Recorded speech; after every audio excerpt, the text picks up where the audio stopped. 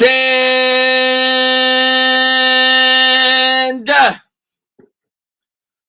up!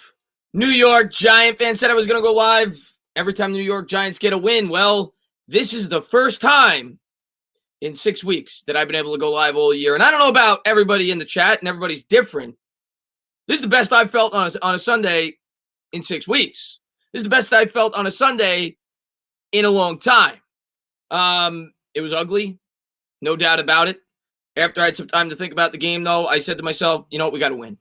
And a win's a win's a win's a win. And, I talk about, here's what I'll say. I would rather have an ugly win than a pretty loss. Okay? We got to win. I'm sick of having pretty losses. We got an ugly loss. We got an ugly win. And I'll take an ugly win. I'll take an ugly win 10 times out of 10. And it was against a bad team. It was against the team we should have beat. And we beat them. Period. Are there a lot of things that were bad in this game? 110%. There's a lot of things we got to get better. No doubt about it. And we got a challenging game coming up this week against the Philadelphia Eagles in 4 days. And we got to try to find a way to beat them. We haven't beaten that team in what seems like 20 years. And we'll see what happens at the link. But today, I'm going to enjoy this win with you guys. And we're going to talk Giants football. Nick the Wick, man, thank you so much, man, for the super stick. I really do appreciate that. What's going on, Christopher Hidalgo? What's going on, David AW? What's going on, Chris Gonzalez? What's going on, Slick, man? What's going on there, Teal City Sportsman? I appreciate it. Crimson Shadow in the house. Lake Nona in the house. Stand up, Peter. What's going on, my man? What's going on, Christopher Hidalgo? What's going on, G-Matt Tapes? What's going on, Matthew G? What's going on, Sabrina? What's up, Yuri? What's up, Jesse Rivera? What's up, Pete? JJ Trilla? What's going on, my man? Who's the best team in the division? My God, that's like saying who's the best.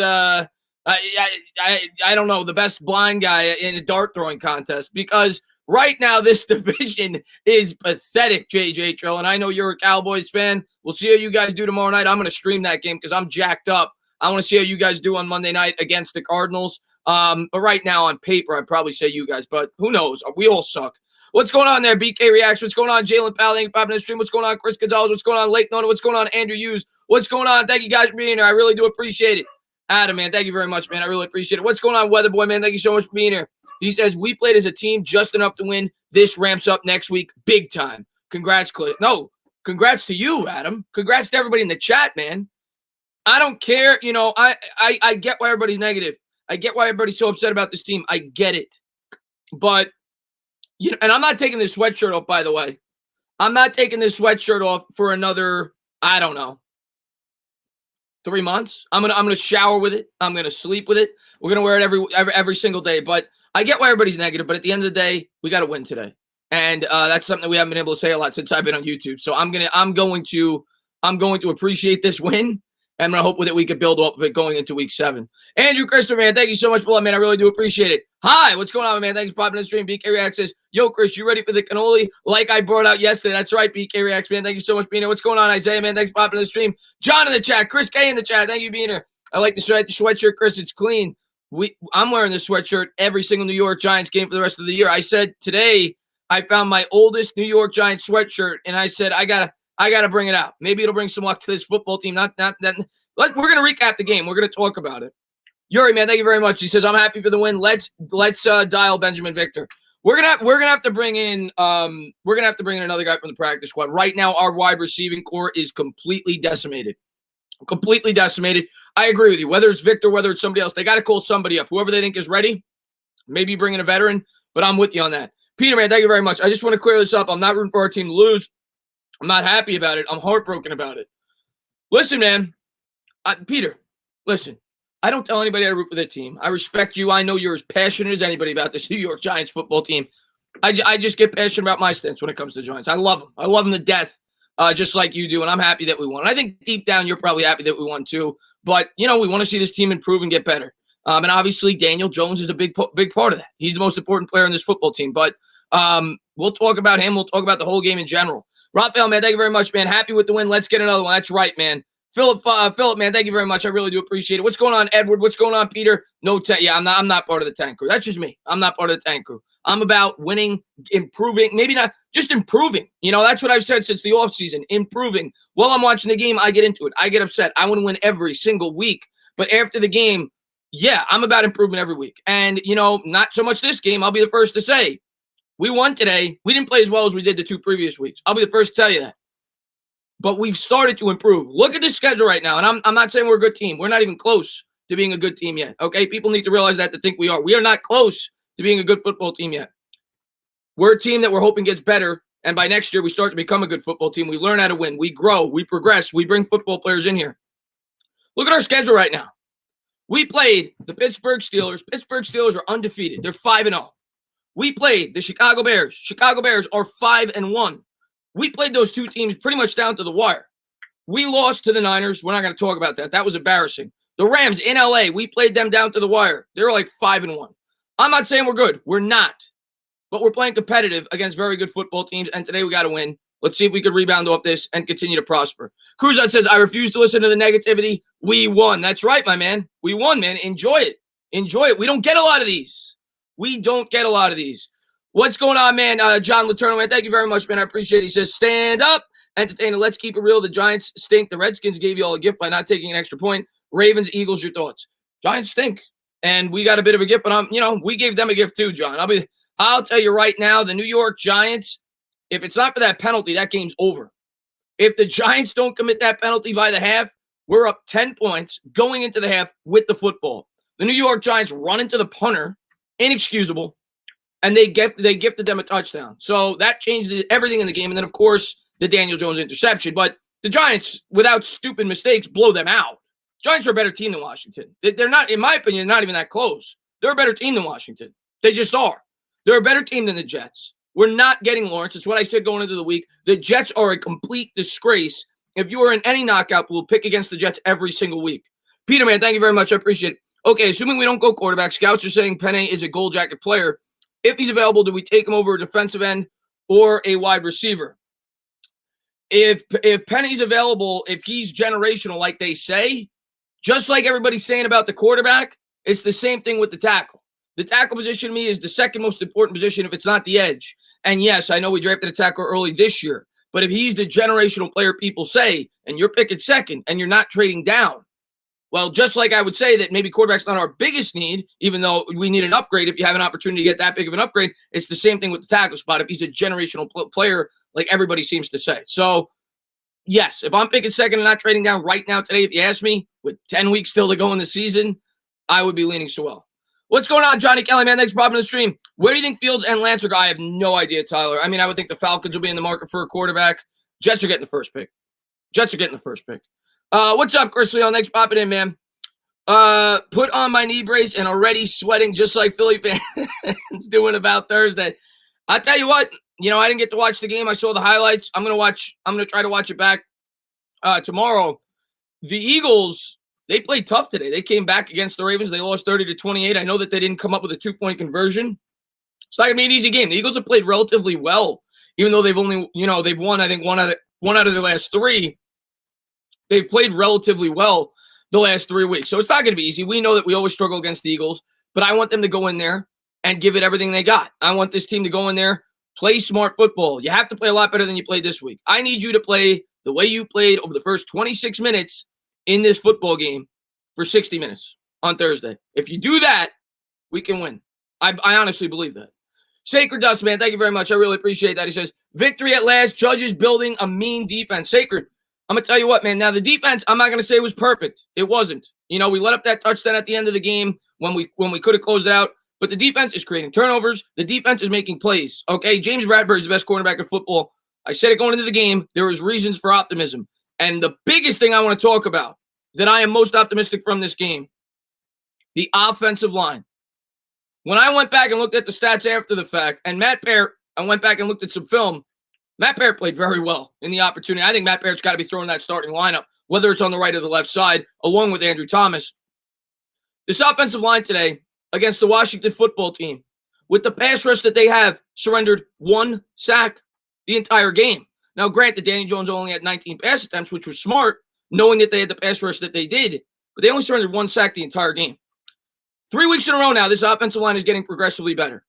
3 weeks in a row, and I thought it was going to take 4, 5, 6 weeks for this offensive line to start to gel. Now, I was disappointed with the play calling by Garrett. No doubt about it. I did want them to run a lot, but I wanted to see them take more shots down the field. We didn't see that so much in this game. But this offensive line is getting better. There's no doubt about it. Cruz on, man. Thank you very much, man. He says we have to trade down, get the best deal we can. I agree with you. I'm 100% on board with you on that. I'm 100% on board with you on that. I don't even want to think about the draft right now, but I'm 100. We have so many holes on this boat, Cruz on. We got to fill them. We got to fill them. I'm with you on that. 100%. Demon, man, thank you very much. I just want to see the team stop making dumb mistakes. It's always dumb mistakes. DJ Panic throws deep penalties, missed tackles. That stops. We can win. Yeah, that's discouraging, but in a way it's encouraging because, like you said, if our quarterback matures, or if worst case scenario, we got to get another quarterback and he improves in that, the other parts of this team are getting better. We knew we weren't going to win a Super Bowl this year.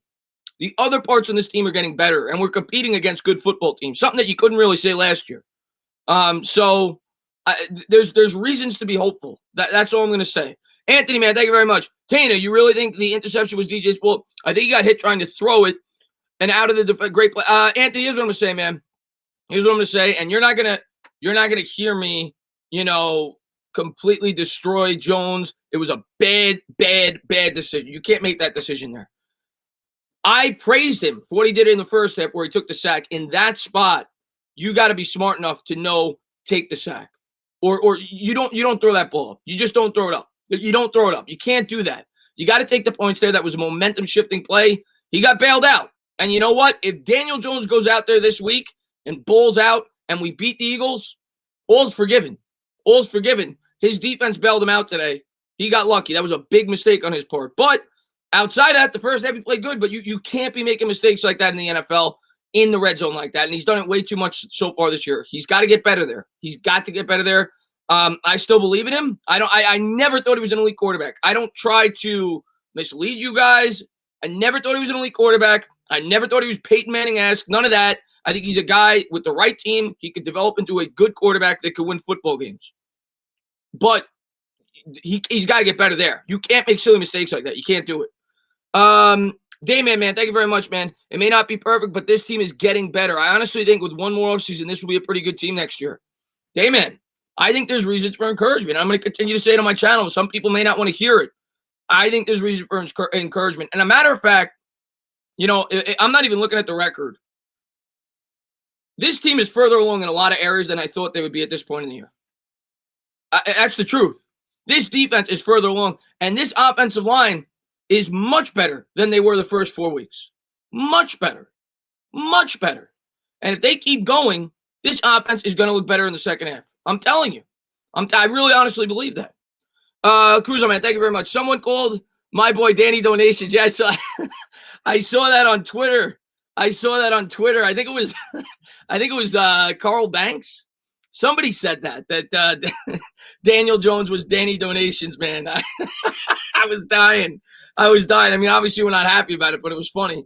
Andres, man, thank you very much. Great win. Hopefully we beat the Eagles. Yeah, let's beat the Eagles, man. Let's get a W against the Eagles, man. Yeah, we haven't beaten them in forever, and it always seems like we're so close. That would be a signature win for Joe Judge. Gideon Vickersy, man, thank you very much. I really appreciate it. He says $2. Thank you. I don't know what that means, but thank you so much, man, for all the support you always show the channel. Word with the cannolis, man.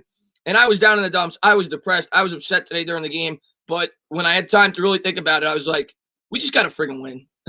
I got to enjoy this. I got to take it in.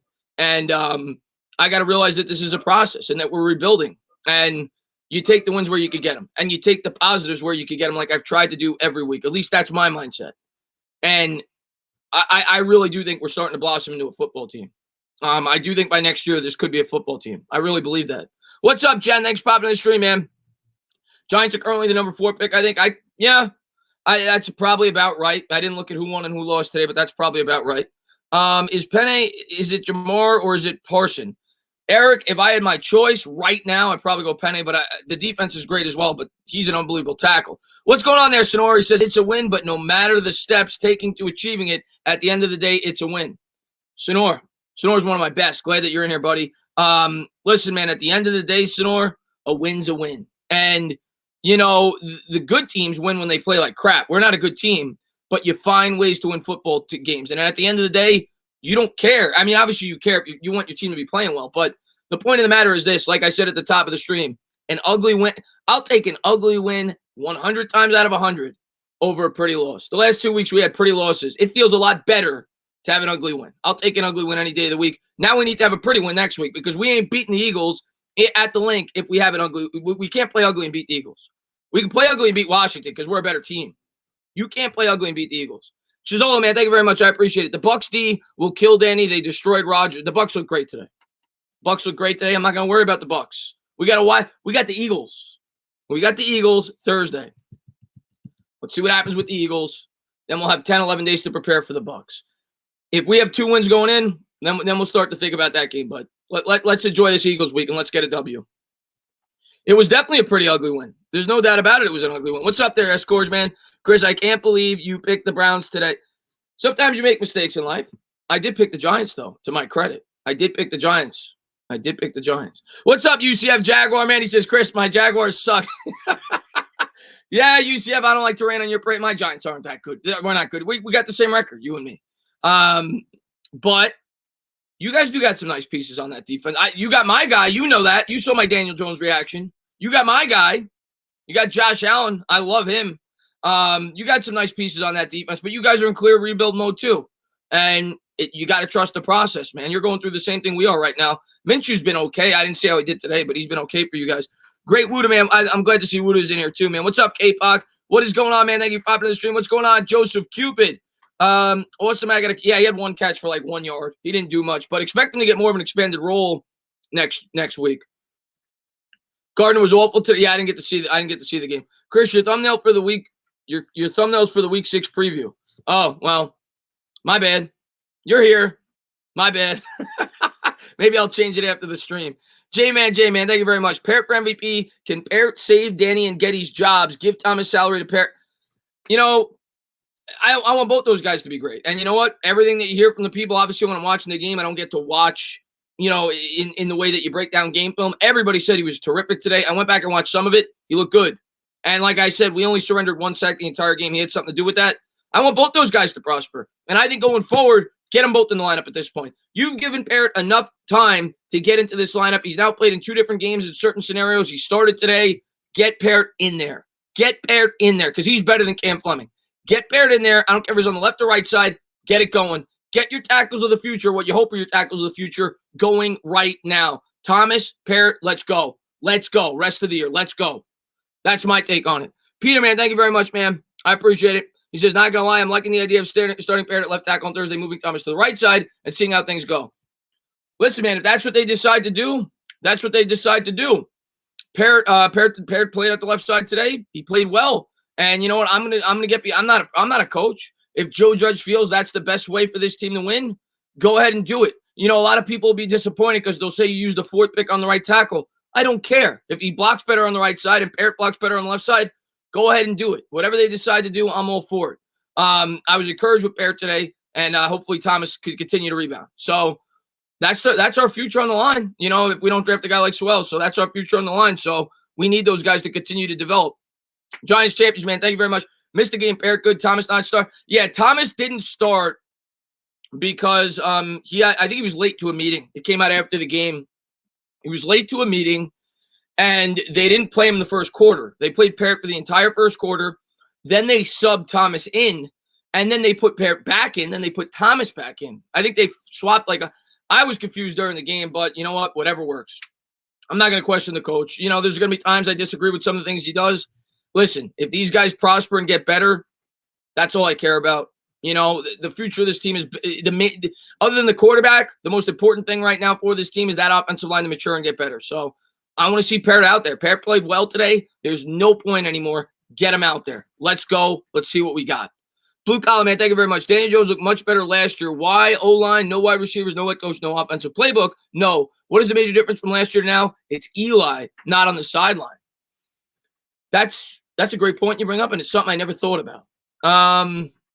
It's possible. I personally think that I think that he fit Pat Shermer's scheme better than this one. I think that has a lot to do with it as well, but Eli on the sideline, something I never thought about. It's a good point that you bring up, but I think that he was drafted for that scheme specifically. I think that he fit it better. Maybe he's pressing a little bit at this point. I don't know. Maybe he's trying to do more things than he should be trying to do.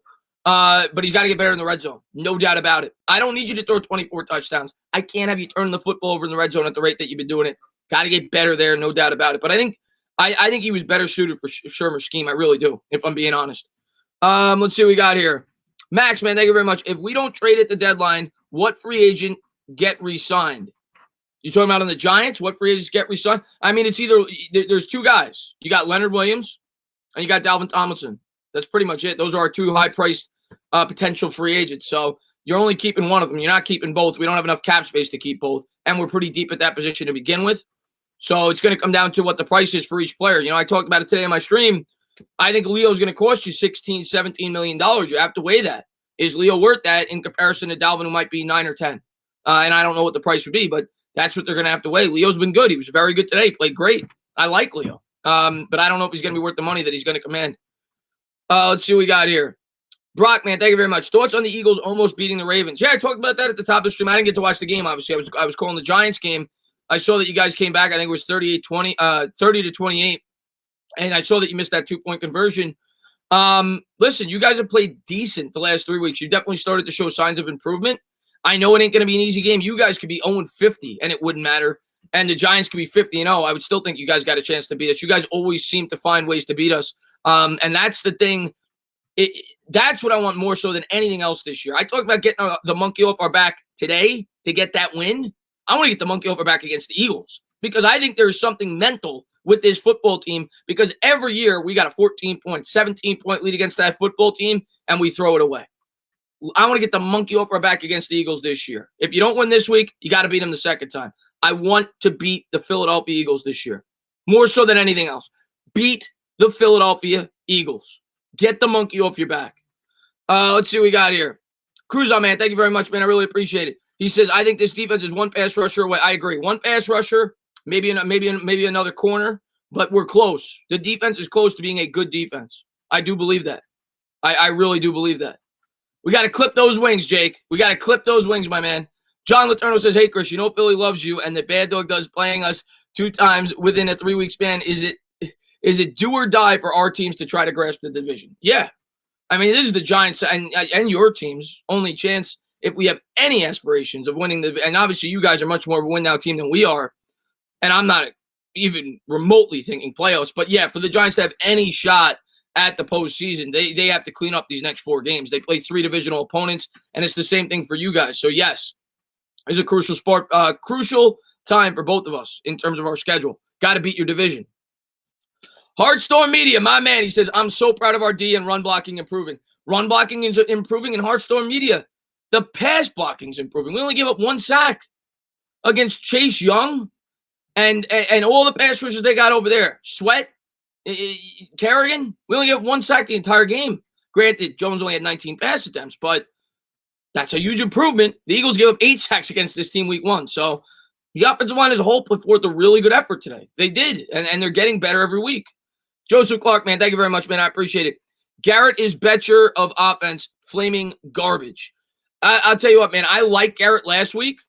I did. I thought he did a good job. I tried to, I try to be as fair as I can. I thought he could have called a pretty good game last week.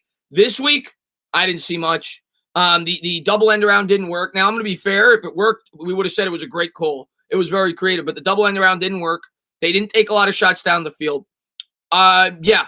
I didn't see him stretch the field at all. Jones only threw for 112 yards, even though I like that they only threw like 20 times because I think you wanted to limit the opportunity of Washington to sack the quarterback and create fumbles. That we knew that they had a great pass rush coming in, so I thought that was a good approach. Maybe you want to throw 25 times, but I would have liked them to take more shots down the field, especially when they were around midfield.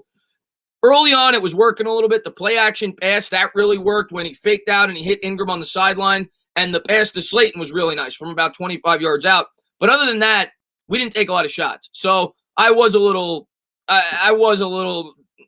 disappointed today with Garrett's play calling. I agree with that today, and hopefully it gets better next week. J-Man, I appreciate it. Paired speed and wingspan seem to give him an advantage on the left tackle than Thomas. Say what you want, but Martinez and Bradbury are great signings. Yeah, they're phenomenal signings. Bradbury right now might be the best cornerback in football. That's how good he's playing. And Martinez has been great as well. I mean, the Giants this offseason did really well. And some people obviously want to credit Judge more for that. And I get it. Like, Gettleman's definitely made questionable things. I don't care who gets the credit. The Giants this offseason did a good job. They did a good job. Now, the draft, we still got to wait and see. But in free agency, the Giants did a really good job. Let's see what we got here. Lucas, man, thank you very much. Correct me if I'm wrong, but is there a lack of leadership in the player squad? There doesn't seem to be a go-to senior player that would look to make a big play. Well, we're a young team, Lucas. We're a young team, and we're learning to win. But, yeah, I mean, Golden Tate is probably the veteran on the offense. But, yeah, he doesn't seem to be much of a vocal guy. Maybe Zeitler. But as Soler was a captain, but he didn't play this year. Yeah, I mean, we're a very young team. The majority of the guys on this team, and the coach, by the way, the coach is incredibly young, but the majority of the guys on this team are very young and inexperienced. And that comes with rebuilding. We knocked it all down. You started from scratch. You brought in young players. And, these guys have to learn how to win. Right now, they're finding ways to lose. They have to learn. And it's part of the process. And, they're hopefully they get better at it and they learn how to win. They learn how to become a better football team. They learn how to close out games. But yeah, right now we don't have much veteran leadership because, quite frankly, we don't have a lot of veterans. We just don't. Most of the guys on this team are very young, but when you're rebuilding, you want those young players to get experience. So it comes with the territory. Lucas, man, thank you very much. I really appreciate it. Peter, man, I appreciate it. He says, I'm very worried about getting Saquon back in a contract year, coming off a major injury, looking for a cap-killing payday. What do we do with Saquon? Well, Saquon, we still have under contract for 3 more years because we got the 3rd year, the 4th year, and then the 5th year option. I was for extending him if he was going to stay healthy this year based on the 3rd year, only because he would have been 28 after the extension. Now, if you extend him after 5 years, he's going to be 30. But we still have him under control for 3 more years. So you're obviously not extending him this year. You're probably not going to extend him after year 3 because he's probably not going to be 100%. From everything that you read, he's probably going to be somewhat limited. He's not going to be completely himself until after going into year 4, probably. So I'm not thinking Saquon extension right now. I love Saquon. I would love for him to be a part of this football team going forward. He's got to prove he's healthy coming back. As much as I would love to keep him on this team, and I hope he comes back. I hope he's Adrian Peterson, comes back strong on the ACL, and he's a part of this team. Right now, you can't think about extending him coming off an injury like that. He's got to prove himself. He's got to stay healthy. But we're at least 2 years away before we start to even think about extending Saquon Barkley. It just wouldn't make sense for the New York Giants. So it's nothing we got to worry about right now. Let's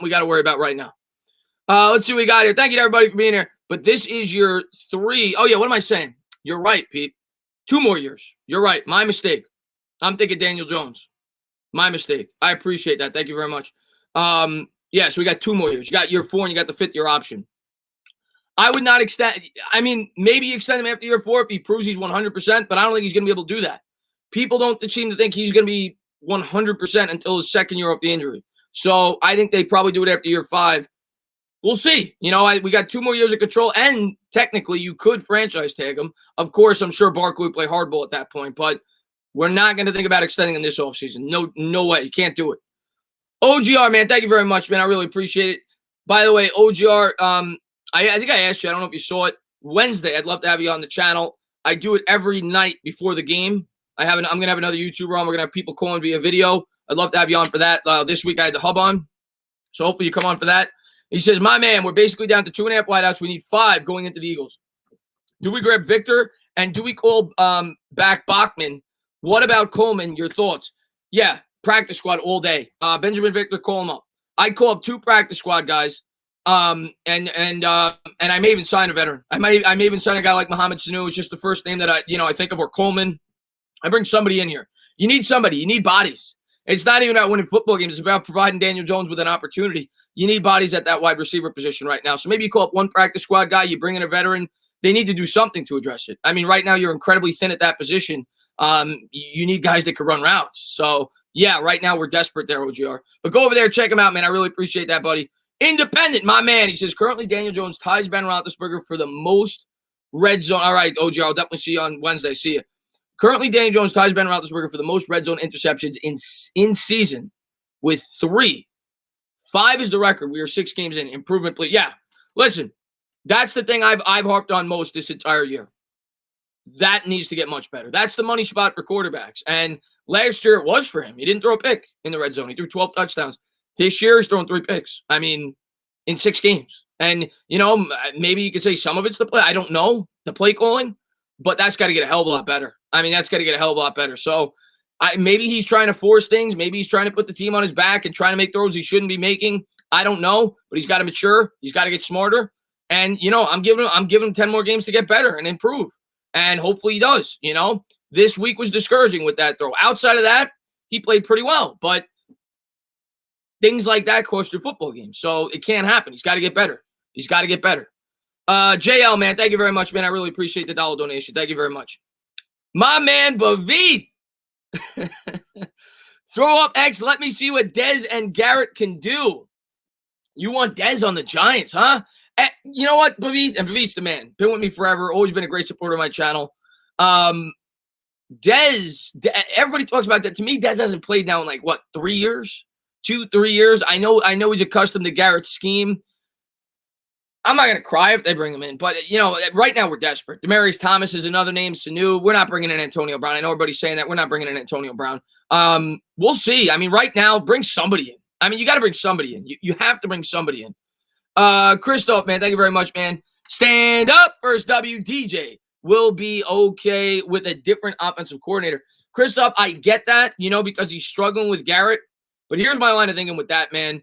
I think they already screwed up the Daniel Jones situation by bringing in a second coordinator in his second year. If you then bring in a third, I mean, you are really screwing with the guy's head. You're making him basically learn 3 different languages in 3 different years, his first 3 years in the league.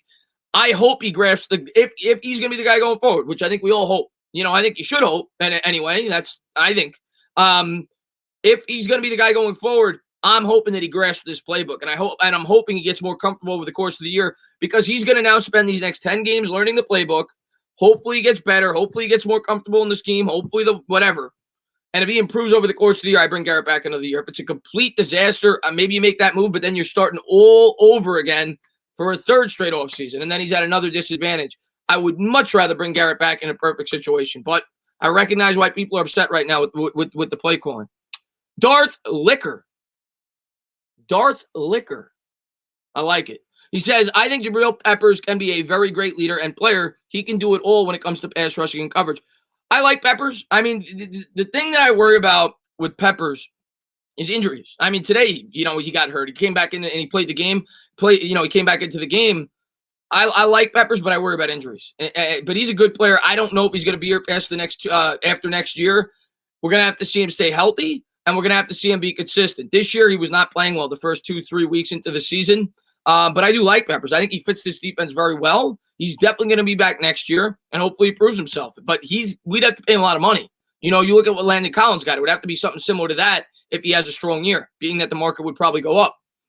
JL, man, thank you very much. Yo, the Jets are terrible. JL, I said it at the start of this week. We can now, everybody, all the TL, no more Lawrence talk. We're not getting that guy. I'm telling you right now, the Jets today, they played their softest game on the schedule, and they got shut out. You look at the Jets' schedule. The Jets, they'll be lucky to win one game. The Jets are horrible. We are nowhere near the Jets. The Jets are getting the first pick. G-Man Rising, man, thank you so much for popping in the stream. I really appreciate it. Garrett is getting way too much blame for Jones' mishaps. To me, Garrett is running these very conservative schemes due to Jones' turnover problems. I think it's a culmination of a lot of things, like I always say. I think Jones has something to do with it. I think the offensive line has something to do with it. I think the players getting acclimated to the scheme, not just Jones. Everybody has something to do with it. I don't think it's one person to blame. I don't think it's just Garrett. I don't think it's just Jones. I don't think it's just the receivers. I don't think it's just the offensive line. I think it's everything. I think it's everything. And I think all of them should get better as the season progresses. But, yeah, I'm not putting the full blame on Garrett, not even close. But today, I don't think he called that good of a game, if I'm being honest. I think the last week he did. Let's see what we got here. Tana, Matt Barrett, brother. Matt Barrett played well today. I mean, everybody came out and said that he played well. I looked at some of the highlights. Obviously, when I'm calling the game, you're focusing on the ball and everything else. But everybody said he played great. I'm going to look at some more game film tomorrow. But Barrett played phenomenal, according to everybody. And, they got to get him in there, man. They've got to get Matt Barrett in there as soon as possible and start him at this point. I mean, you already did it. He started today. Get him in there, man. Get Cam Fleming out of there. See what we got. Matt Barrett played well today. Give him that opportunity. Put him in there. See what you got. Cam Fleming's a swing tackle for a reason. Let's see what we got now going forward. Let's rock and roll. Ron Rivera is an idiot. Why did he go for 2? Dusk, I'm not surprised. I when we were streaming the game, Dusk, I said as soon as they scored the touchdown, you go back and go to Bad Dog Stream. As soon as they scored the touchdown, I said he's going for 2. That's Riverboat Ron. That's Ron Rivera. That's what he does. He's a risk taker. A lot of people said that they threw that game. No, that's Ron Rivera. Ron Rivera is ultra aggressive. He always has been. That's why he has the nickname Riverboat Ron. It was a bad decision. The New York Giants were struggling in offense. They weren't moving the ball. In that situation, you play to go to overtime. You kick the extra point. You play to go to overtime. It was a horrible decision. The Giants didn't stop in that entire drive. I'm happy that they did it, and I'm happy that we got to stop. Nick, man, thank you very much. I appreciate it. He says, hire me as the general manager ASAP. Nick Casario in the chat, man. What's going on, man? And, yeah, well, we'll see. We'll see what happens with Davey G. But, yeah, obviously, Nick, if they're going to bring somebody in from the outside, he makes sense. He's got ties to Joe Judge. The thing is, would New England let him go? You know? Would New England let him go? Let's see what we got here. Need to follow the Steelers model. The Steelers are phenomenal. The Steelers are brilliant. The Steelers are brilliant. I give the Steelers so much credit. Every time I talk about them when I'm doing off-season videos, the way that they build a team is brilliant. You know, you go back, you look at the way that they handle free agency. They never waste money in free agency, ever. They build their team through the draft, always. They let go of these stars, and they leave, they go somewhere else. They have another guy waiting. They're going to let Juju go. Chase Claypool is going to step right in. They draft so well, the Steelers. They build their team almost exclusively through the draft. What's going on there, Craig? Man, thanks for popping in the stream, buddy. Let's see what we got. I was right on the Steelers are phenomenal. Jake called that before I did. You know, I did some research before the Giants played the Steelers, and all offseason, Jake and my Discord, Jake and Mike are going, Steelers are going to win the North, or Steelers are going to at least make the playoffs. And I'm like, I don't know. You know, Ben's old. I don't know. And then when I did research before the Giant game, I'm like, you're right. His defense is really good. And, yeah, they're 5-0. They've been great this year. Blue Collar, man, thank you very much, man. 3 positives out of this game. The D created turnovers. The O-line played good against the solid Washington D-line. And we got to win. Building confidence. There you go. And, yeah, the biggest positive to me, like you said, is to me it's the offensive line. Because that's the thing that I want to see improve so much over the course of this season. And we're starting to see it progressively. This is 3 weeks in a row that this offensive line hasn't been embarrassing, okay? I'm not saying they're great. They haven't been embarrassing. And the first 4 weeks, they looked like they belonged in the XFL. You're definitely starting to see this offensive line improve. And when that happens, the rest of the team improves, both sides of the ball. Because if the offensive line improves, the Giants have longer drives, they win the time of possession, and the defense is better rested.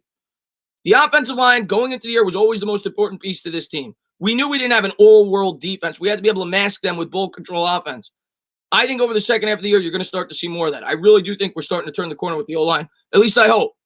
Ramon, man, thank you very much, man. Love how Jones plays, except for that bad interception. And what weapons does Jones have? It's a joke. How aggressive do you want Garrett to be with who we have at wide receiver? Listen, I don't want us to be an aired-out offense. We're nowhere near that. It's why I just said I want us to be a ball control offense. I want us to mask our defense. But I do want them to take some shots. I do want them to try to stretch the field at times. You got to do it sometimes. It'll help out the ground game. It'll help the offense a bit. You have to sometimes. But their coaches, I'm not.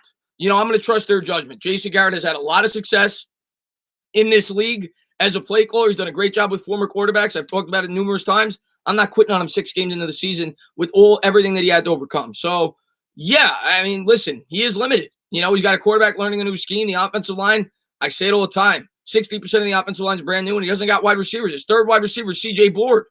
I mean, come on. So I agree with you that he's limited. But I do think they need to try to stretch the field a bit more than they do. Oh, man, LaShawn, man, thank you so much, man. I really appreciate that, man. Here you go. I gave Mad Dog 5th.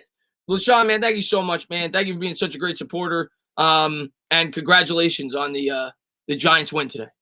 Congratulations. I hope I can do a lot more of these streams. I like when the New York Giants win. I feel a lot better Monday morning when the New York Giants win. Tomorrow I'll have a smile in my video. And I'm going to tell you what, in every video I do this week leading up into that game, we're wearing the hoodie. We're not taking the hoodie off. I'm telling you right now, we're not taking the hoodie off until such time we stop winning. Let's see what we got here. Tommy, man, thank you so much. He says, do you think Golden Tate may get an increased role with the injuries to Shep and Board? I mean, he was out there. Today. He just wasn't making catches. He wasn't throwing to him. He was out there. I would like to see Tate more involved in the offense. I think he's a solid receiver. He had good chemistry with Jones last year. Wasn't throwing to him, but to be fair, they didn't throw much at all. Like I said, they only had like 19 passing attempts. Jones only threw for 112 yards. So Nobody really caught a lot of balls today. They came out with a much more conservative approach, Tommy. But yeah, I'd like to see him more involved. We don't have anybody else outside of Slayton. Peter, man, thank you very much, man. He says, watching this game right now, I don't think Jimmy G is much better than DJ. It would be amazing if we could install an offensive philosophy like them. Well, of course. Shanahan doesn't grow on trees. But yes, the 49ers built their team perfectly. And now, obviously, right now, they've had some injury, a lot of injuries. But they built that team perfectly, man. They brought in a great offensive mind. They got him some weapons. They built up the offensive line. They got the best tight end in all of football with George Kittle, and they gave Jimmy Garoppolo an opportunity to succeed. Jimmy Garoppolo is not an unbelievable talent.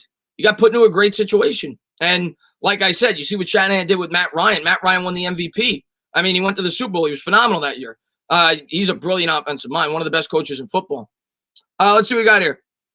Did they throw to Mac? Yeah, I think Mac, I don't know how many times they threw to Mac. Mac had one catch, I think, for 1 yard. He didn't do much. But, yes, they might have thrown to him one other time. He didn't do much, though, today. Ring that bell, Elvis says. What's going on, man? Scott in the chat, man. Ring the bell. Ooh, will you ring my bell? I'm losing my voice, but thank you guys for being here, man. If Parrott and Thomas play well, do we take Swell? I would prefer to trade down. If Parrott was playing like out of this world, trade down. Trade down if you're at 2. Trade down. Ty, man, thank you very much. I didn't give a hell that we're 1-5. We are 1 game out of first place with a division game Thursday. Let's keep that optimism till Thursday, Chris. What else do you have to do, man? Why not at this point, man? We wait, guys. We waited how long for football to start? Through the pandemic, everything. I'm not quitting on my team. I'm not quitting on my team until they quit on me. And right now, the New York Giants have not quit. Okay, they fight every week. I'm not quitting on my team. I'm not going to do that. And I'm going to be rooting my ass off on Thursday night. And I hope they go out there and they upset the Philadelphia Eagles. And if they do, then you're going to start to see me really get amped up.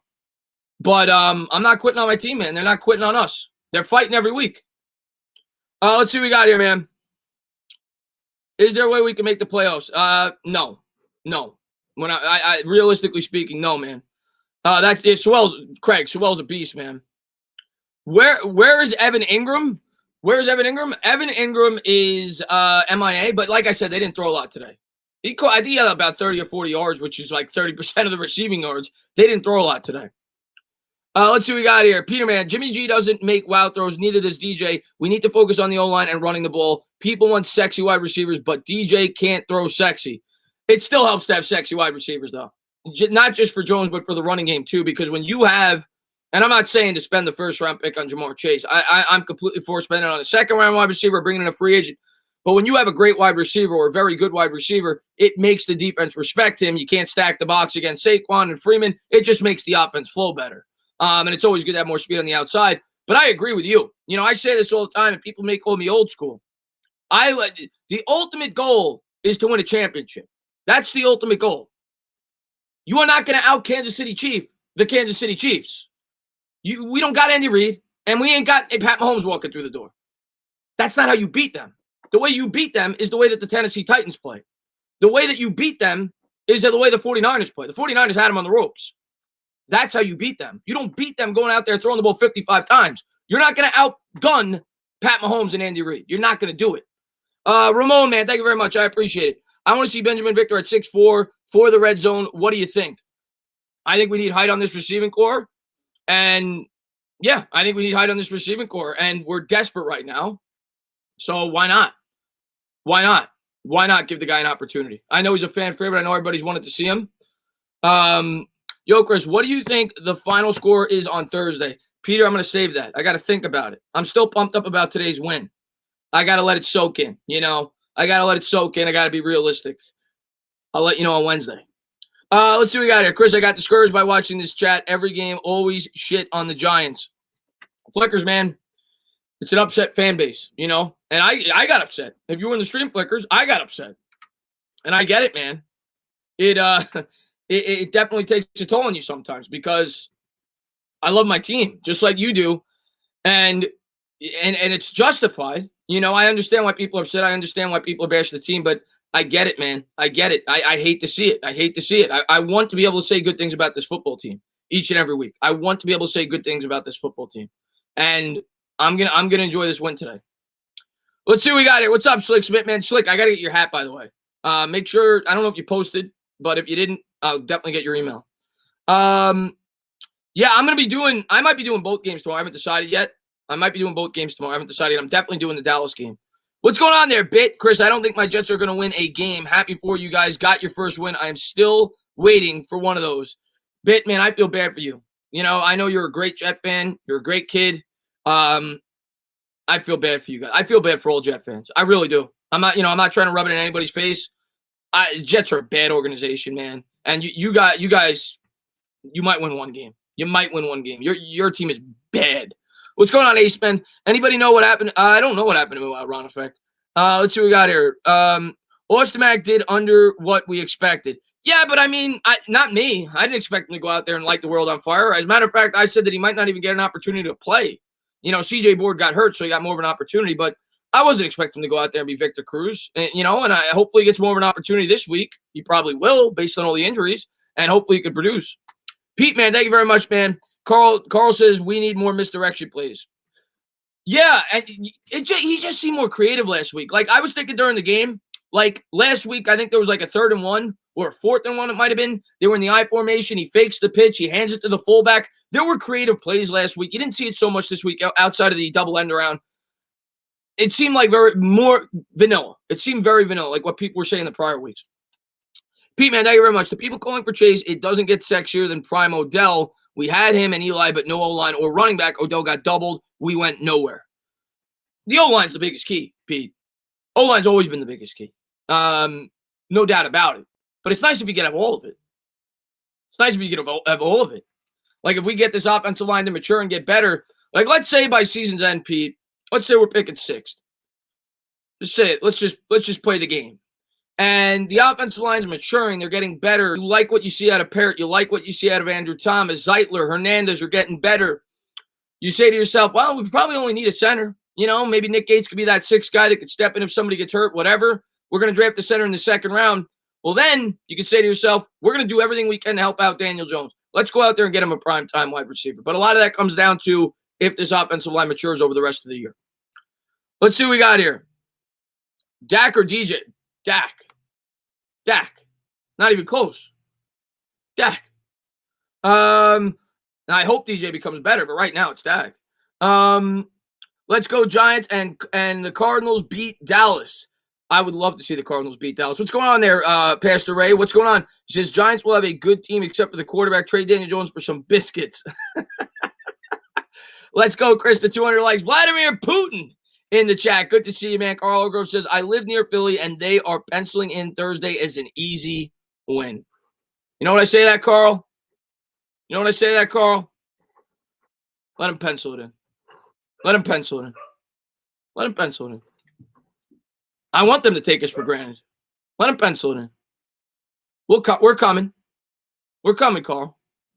We're going to give him a fight. We're going to give him a fight on Thursday night. Let's see what we got here. Draft 2 receivers, please. Let's see what we got here. I don't think we're drafted 2. Well, maybe 2 throughout the draft, not early.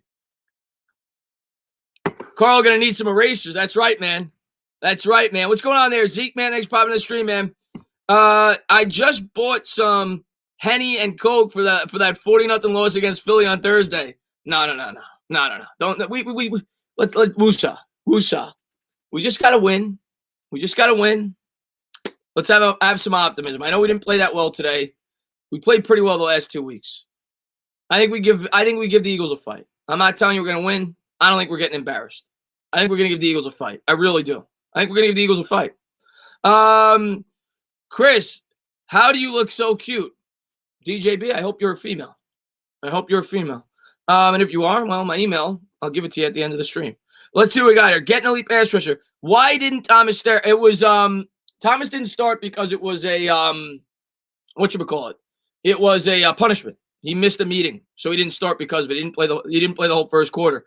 Let's see what we got here. Peter, man, thank you so much, man. I really appreciate it. He says, let's get real dirty for us Giants fans. Do we hate Philly more or Dallas? I hate Philly with a real burning kind of hate. Go Dallas. I'm gonna tell you what, man. I hate Philly more. I hate both of them. I actually I'm definitely closer with the Eagles fans on YouTube. There's definitely some great Cowboys fans that are subscribed to me as well. But the Eagles have just given me so many bad memories, so many bad memories in recent history. So I got to go with the Eagles. We never beat them. Eagles. I hate the Eagles the most. Malik, man, thank you very much. 5th round pick for Mims. Jets are that bad. The Jets just trade away everybody. Congrats on the win, Entertainer. I appreciate that, Jose Broncos, man. Thank you very much. The Jets just trade away everybody. Like last year, 2 years ago, the Jets drafted, what's his name? The edge rusher. I can't remember his name off the top of my why am I forgetting his name? They drafted an edge rusher, Ja'Kai Polite. They cut him before the year started. Before they even got the training camp, I think they cut him. 3rd round pick. Now they want to trade away Quenton Williams, who they took like 3rd overall. They don't know what they're doing. Zeke, man, thank you very much, man. I appreciate it. He says, I am hyped for the win, but I think we need to look at a quarterback can't hold on to Jones if he's not the goods, and it looks like he's not. So far, I can't say that he looks like he is, Zeke, and I understand why you would think that. And all I ask, from everybody, well, I don't even ask. You guys do what you want. You guys are fans. But my opinion, which I'm never scared to share, is I am going to wait the full season before I come to a conclusion on Daniel Jones. I will tell you how I feel like he's doing week to week, whether he's progressing, whether he's getting worse. So far, the reviews aren't good. I'm not going to tell you that they aren't. But I personally am not going to come to that final conclusion until such time we reach the end of the year. I need to see, like I said at the beginning of the year, I need to see this offense really have an opportunity to gel and improve over the course of the year. I think we're starting to see that offensive line get better. Doesn't have a lot of weapons, but I'm not making excuses. That interception's inexcusable. I got to see him over the course of the rest of the year. But yeah, right now, doesn't look good. Let's see what we got. Blue Collar, man, thank you very much. Upgrade pass rusher, wide receiver, or tight end. Blue Collar, here's my take, man. I'm T Savage. I'm an emotional guy. And when you're surrounded by 5,000 people that are saying that, I get upset. And in the moment, he played really bad. But when you have a time to rationally think about it, I'm going to sit back and I'm going to say, no, I still need to give this guy a full season. I still need to give this guy a full season. And I'm going to tell you this right now. I'm going to promise you. I'm not going to say that. I was upset today. He played horrible. It was a horrible decision. I'm not going to react like that at all the rest of the year. I don't care how bad he plays. I'm going to say when he plays bad, but I'm going to realize I need to give him the full year. Period. I'm going to give him the full year. I try not to get as emotional as I can. I try to be fair. In streams when I'm watching a game, I'm a fan just like anybody else. I get emotional. But yeah, I'm going to give him the full year. Upgrade pass rusher, wide receiver, tight end. Me, I am going to upgrade.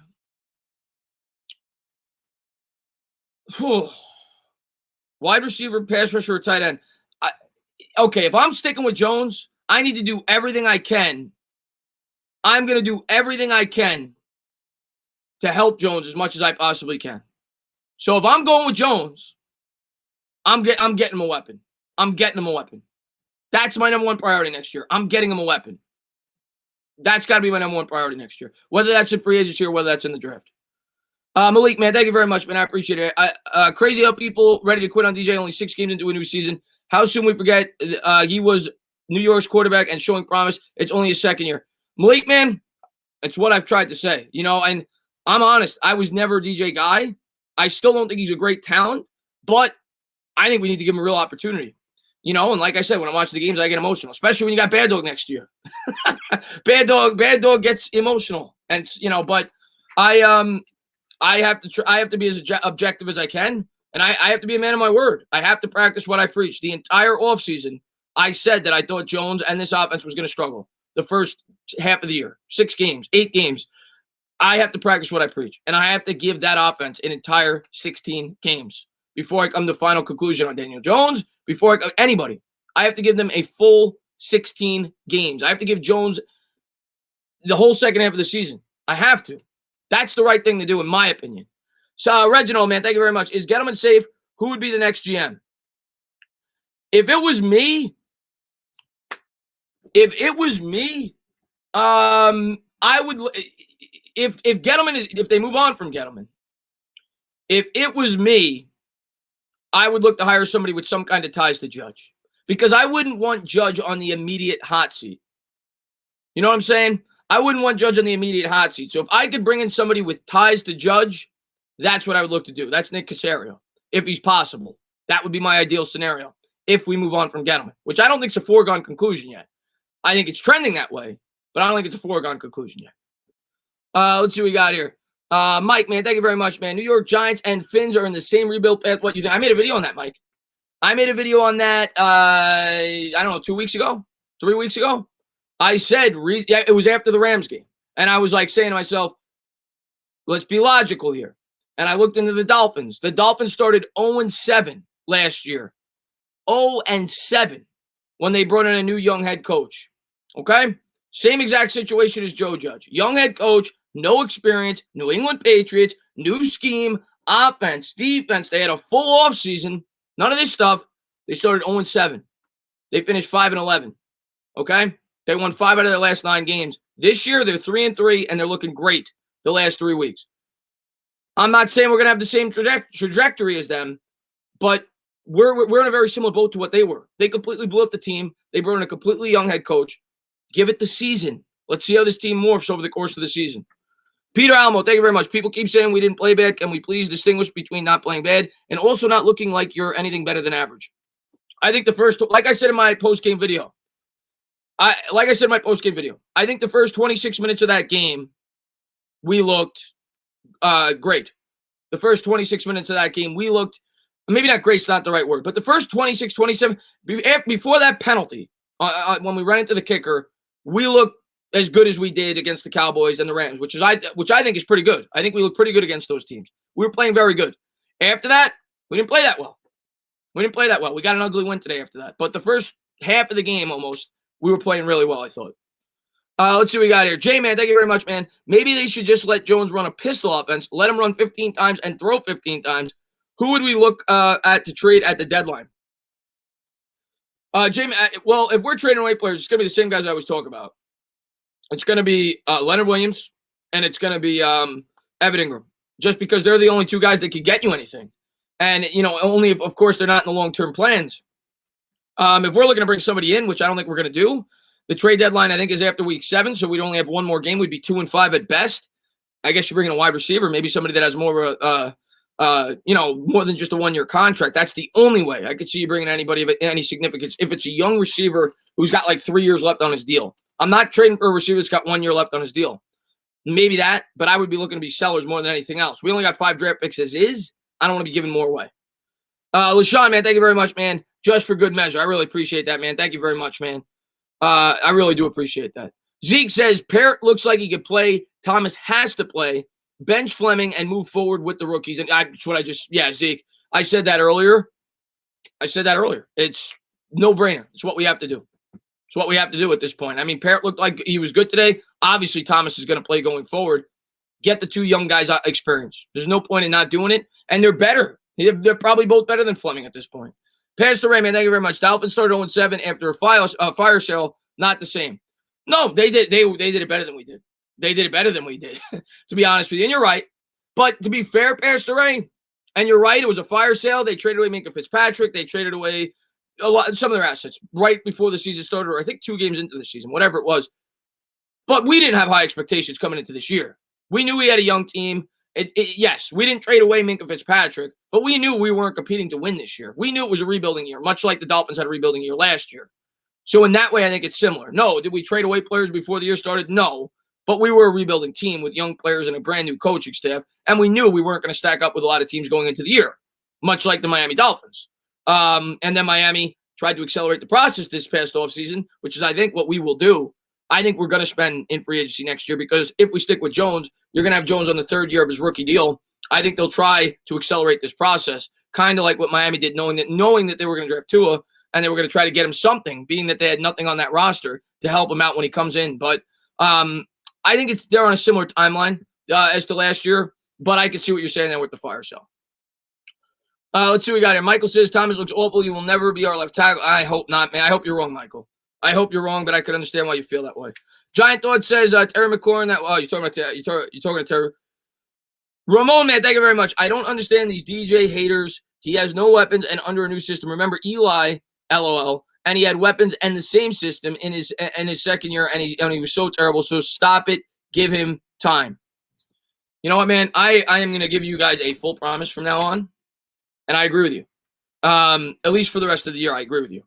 And especially because what we did to Daniel Jones, you have to give him the full year. You have to give him the full year. You have to. Now, I'm not going to promise you that I'm not going to get pissed off when he does something stupid, but I ain't going to talk about replacing him. I didn't even talk about replacing him, but I talked about it being a possibility to draft somebody. I'm not going to bring up that talk. I'm not going to bring up that talk. I'm not going to entertain that talk until such time the season is over. And when the season is over is when we'll go back to that topic. I promise you that. I'm going to give him 10 more weeks. That's it. Obviously, I got to talk about him in my videos. He's the quarterback. He's the most important player on this roster. I have to talk about the way that he played, and when he plays bad, I got to say it. But I'm going to give him a fair opportunity, and I am not going to overreact. I'm going to give him a fair opportunity. What's up there, Akeem, man? Thanks for popping in the stream, man. Drop and do 50 push-ups right now. What's up, Ada, man? Thanks for popping in the stream, man. You got it, Sabrina. Until he can put together a game-winning drive, I can't trust you. Schlick, I understand why you can't trust him, but I'm going to give him the season, man. Roldy, thank you very much. Dolphins' schedule towards the end of the season was pretty much easier than the Giants' schedule. Yeah, well, Roldy, I'm not even telling you that we're going to have the same record as the Dolphins. We might not get 5 wins. We may or may not. I think we're going to become a much better team like the Dolphins did. Like the Dolphins were outscored by like 150 points their first 7 games last year. Schedule or no schedule, they were a much better team over the second half. So I don't know what our record's going to be in the second half. We may get beaten by much better teams, but I think we're going to play much better over the second half. I think we're going to play much better, similar to the Dolphins. That's what I thought all along. I thought we'd be a much better second half team. But let's see what we got here. And I appreciate that, Roldy, man. Thank you for being here, buddy. What if we put Parrott at left tackle and Thomas? Yeah, a lot of people have said that, Moose. Listen, obviously, I don't care. At the end of the day, I don't care. Like, if they feel like that's the – I remember I did a video on that. Somebody talked about that. There was a scout. I forgot who it was. You go back and watch it. It was a while ago. He talked about how he felt like, long term, that Thomas might have been better suited on the right side and Parrott on the left side. If that's what the Giants coaching staff thinks, go ahead and do it. I don't care that we take a right tackle at 4th overall. If he's good, I don't care. If they feel Parrott's the better left tackle. I just want them to block, and I want them to be a part of this future. What's going on, Moose, man? Thanks for popping in the stream. LaShawn, man, thank you very much. I'm going to head out late till Thursday. LaShawn, man, I'll see you on Thursday, buddy. I'll see you on Thursday. Well, I'll be live on Wednesday if you want to swing by before the game starts. But if not, I'll see you on Thursday. And let's beat those birds, man. Have a great night, man. Thank you for hanging out with us all day. And I'm glad you got to celebrate a victory today. What's up, Tommy T? Damn, Chris, you just like me. I was done with DJ after the interception. Now I'm like, nah. Listen, man, I'm a fan, okay? I try to be as unbiased as I can. I try to analyze the team and take my – when I'm watching the game, man, you get me as a fan, okay? You don't get me as a guy that – you get me as a fan. And in the moment when I'm surrounded by a lot of people that are going crazy, and it's hard for me not to react like a fan, okay? My heart is with this football team, and I get upset when I see players do dumb things. But, yeah, when I take a step back and I get to breathe, yeah, it's not fair to conclusively say that Jones can't be the guy this soon. It's just not. Not in my opinion. Pete, man, thank you very much, man. Pats fall to 2-3 after an ugly loss to the Broncos. I think Caserio or maybe even Belichick is a real possibility as GM for us. I mean, Belichick would be cool. Now, that may not work. Phil Jackson didn't work for the Knicks. We all know that worked out if you're a New York Knicks fan. But that'd be cool. I was shocked today that the Patriots lost. I was absolutely shocked. And I was happy. I'm in a knockout pool. The winner gets $12K. And one of my subscribers gave me a free entry into it. We're down to, I think, 45 people. And I think like 12 of them picked the Patriots today. So I was happy about that. Let's see what we got here. Daniel Jones needs time and weapons. It's that we definitely need to give him more time as a fan base, at least the rest of the year. But I understand why people are reactionary. We know we're sick of losing. I get it. Are you confident that Crowder at middle linebacker for the rest of the season? He may have his ups and downs. I'm not confident that he's like the future middle linebacker yet, at least. But I'm confident that I want to see him there for the rest of the year. Why not? I don't want to see Devontae Downs. David Mayo, to me, is he's basically a clone of Martinez. Yeah, no, I'd much rather have Crowder out there. Yeah, absolutely. For the rest of the year, I want to see Crowder out there.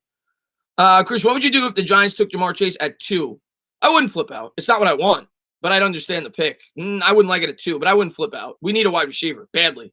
Wouldn't be my choice, but I wouldn't flip out. Let's see what we got. That's right, Mark Spinelli, man. Thanks for popping in the stream, man. We got to see what we have in Cam Brown and that cut. Yeah, I didn't get – were they out there much today? You know, because I'm calling the game. I didn't see them much out there. And if they were, maybe they were out there a little bit. Maybe I missed them. Logan Ryan was a guy I failed to mention in my post game. He actually had a really good game. Logan Ryan was all over the football field today. What's up there, Word? What's going on there, Con Mac, man? Thanks for popping in the stream, man. Drew Lock is in the same position as Jones and is playing much, much better. Is it Drew Lock hurt, Schlick? Is it Drew Lock hurt? I thought he hasn't played like in a couple of weeks. And he's got Pat Shurmur, by the way. Cam was there. Was Cam there? Okay. I didn't call his name much. Cam was there? Okay, then I missed him. He had the crucial block for the Crowder fumble return. Okay. So there you go. I didn't get it. Okay, there you go. I want to see Cam Brown out there. I want to see him get more of an opportunity, man. Chris, if Parrott can play this good and will only get better, what would you do with him if we get Penny? You know what, man? That's a problem that we face when we get there. That's a problem that we face when we get there. I don't. If Parrott's playing that good, you're probably not drafting Penny as well.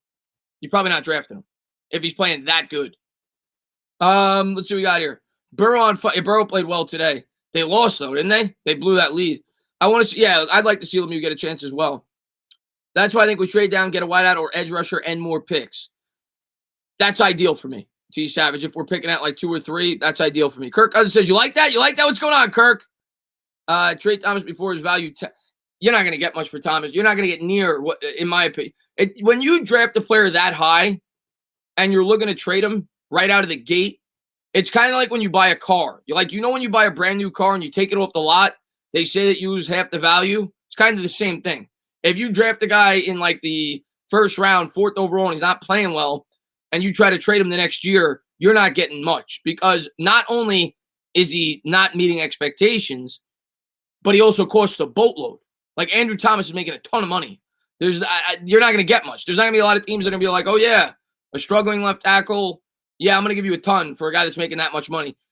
When you draft a guy that high, you're committed to him unless you don't want to get much back in return. I hear you, Michael. Chris, what do you think? I like Lance from what I've seen, but I want to stick with Jones right now. At least I want to give him the full opportunity this year. What's up, X-Man? Thanks for popping in the stream, man. The team fans were bragging about their D-line. Yeah, not today. They weren't bragging about it today. They didn't get a sack. They got 1 sack the entire game. They weren't bragging about it today. I think Darnold to the Colts makes – no, Greg's not locked in my basement. He's getting married, so he's been busy, and I've been busy with the sports channel. But we'll get that back up and running hopefully soon. But once I have time, I'm so busy between everything. But we'll get that back up and running soon. DJ is not Mark. I don't blame you for feeling that way, but I'm gonna be fair, and I am gonna give him the full year. Yo, Chris, you think we should have got CeeDee Lamb or over Xavier McKinney? Well, CeeDee Lamb wasn't available. CeeDee Lamb went 15. Xavier McKinney went 37. It wasn't available. Darius Slayton is on pace for 1,100. The thing with Darius Slayton, he's had 2 monster games, and outside of that, he hasn't done much. No, Darnold to the Colts. I think Darnold to the Colts is a great fit. I think Darnold to the Colts is a phenomenal fit because if you put Sam Darnold on the Colts, he's got an O-line, he's got an offensive mastermind with Frank Reich, and he's got weapons galore. If you put Sam Darnold on the Colts, he's winning football games, and he's going to make the Jets look like fools. Andrew Thomas, man, thanks so much for popping in the stream, and I appreciate it. Who would you want if you were picking at 2 and trade down to 6 and get 2 second-round picks? Chase, edge rusher Parson, or Patrick Surtain? Way too early for me to answer that. Way too early. But I mean, right now, depends what I do in free agency. Like if I signed a free agent edge rusher, I would probably take Chase right now because we desperately need a wide receiver for our quarterback. That's probably what I would do. Depends on what we did in free agency. Roldy, man, thank you very much, man. I really appreciate it. Laviska Shenault was available. in the second round. There was a couple of other. Was Higgins available? I think Higgins went right before we picked to the Bengals. There was a couple of other good wide receivers though. Rolly, man, thank you very much, man. If Dave Gettleman gets fired, which I expect him to be, if we end up getting the second or third pick, it's not out of question that we won't still take a quarterback. That GM, I agree with that, Rolly. I agree with that. 100% I agree with that. I'm not going to rule anything out. I'm going to wait for the year to play out. Right now, Dave Gettleman's the GM. And I know there's 630 people in here. You know what? I'm going to poll. I'm going to poll the chat because I'm often curious about this. I'm going to poll the chat. Right now, how many of you want Dave Gettleman fired today? Press 1. The rest of you, press 2 if you want to at least take a wait-and-see approach. 1 if you want him fired today. 2 if you want to see how the rest of the year plays out. 1 if you want him fired today. 2 if you want to see how the rest of the year plays out. We got a lot of 1s. We got a 2. We got a 2. 1, 1, 1, 1. We got a 2. We got a 2. We got some 2s. We got some 2s. This is actually pretty close. This is actually pretty close. It's almost 50-50. It's almost 50. I'm a little bit surprised, to be honest. I thought it'd be 1s all across the board. We got a lot of 2s in here. All right. The poll has been conducted. The poll's been conducted. Calm down. All right. The poll's been conducted. I was just curious. I wanted to see. What's going on, John Talento, man? Thanks for popping in the stream, man. I really appreciate that. What's up, Stealth? You know, maybe I'll put that post in my community notes tomorrow. And we'll see the disparity between. We're still getting 1s and still getting 2s. What's up, Jim, man? Thanks for popping in the stream, man. Oh, did I miss one? I think I missed something here. Peter says, I want him fired today because I want to send a strong message to the great GM candidates out there that we mean business about getting this right. Listen, if you're going to move on from the advantage, in my opinion, of moving on from him right now would be that you get the process going now and you get situated to be able to interview the first GM right away. I think they're going to go with the wait-and-see approach, but we'll see. What do I think? You don't want to hear what I want to think. You don't want to hear what I think. You don't want to hear, because then I'm called a Dave Gettleman apologist. What I said in my video is my arms are up in the air. I can't defend him anymore. That's what I said. I never once said I wanted him fired. Not yet. That's my take on it. I want to see how the season plays out. Not just for Gettleman, for everybody. So I would not fire him today. But he's leaning that way. What's going on there? Stealth, thanks for popping in the stream, man.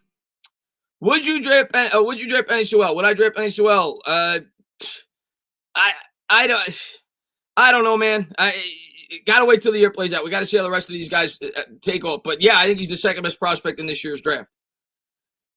If you see what Juju said about Darnold going to the Steelers, he said he would love it if Ben retired.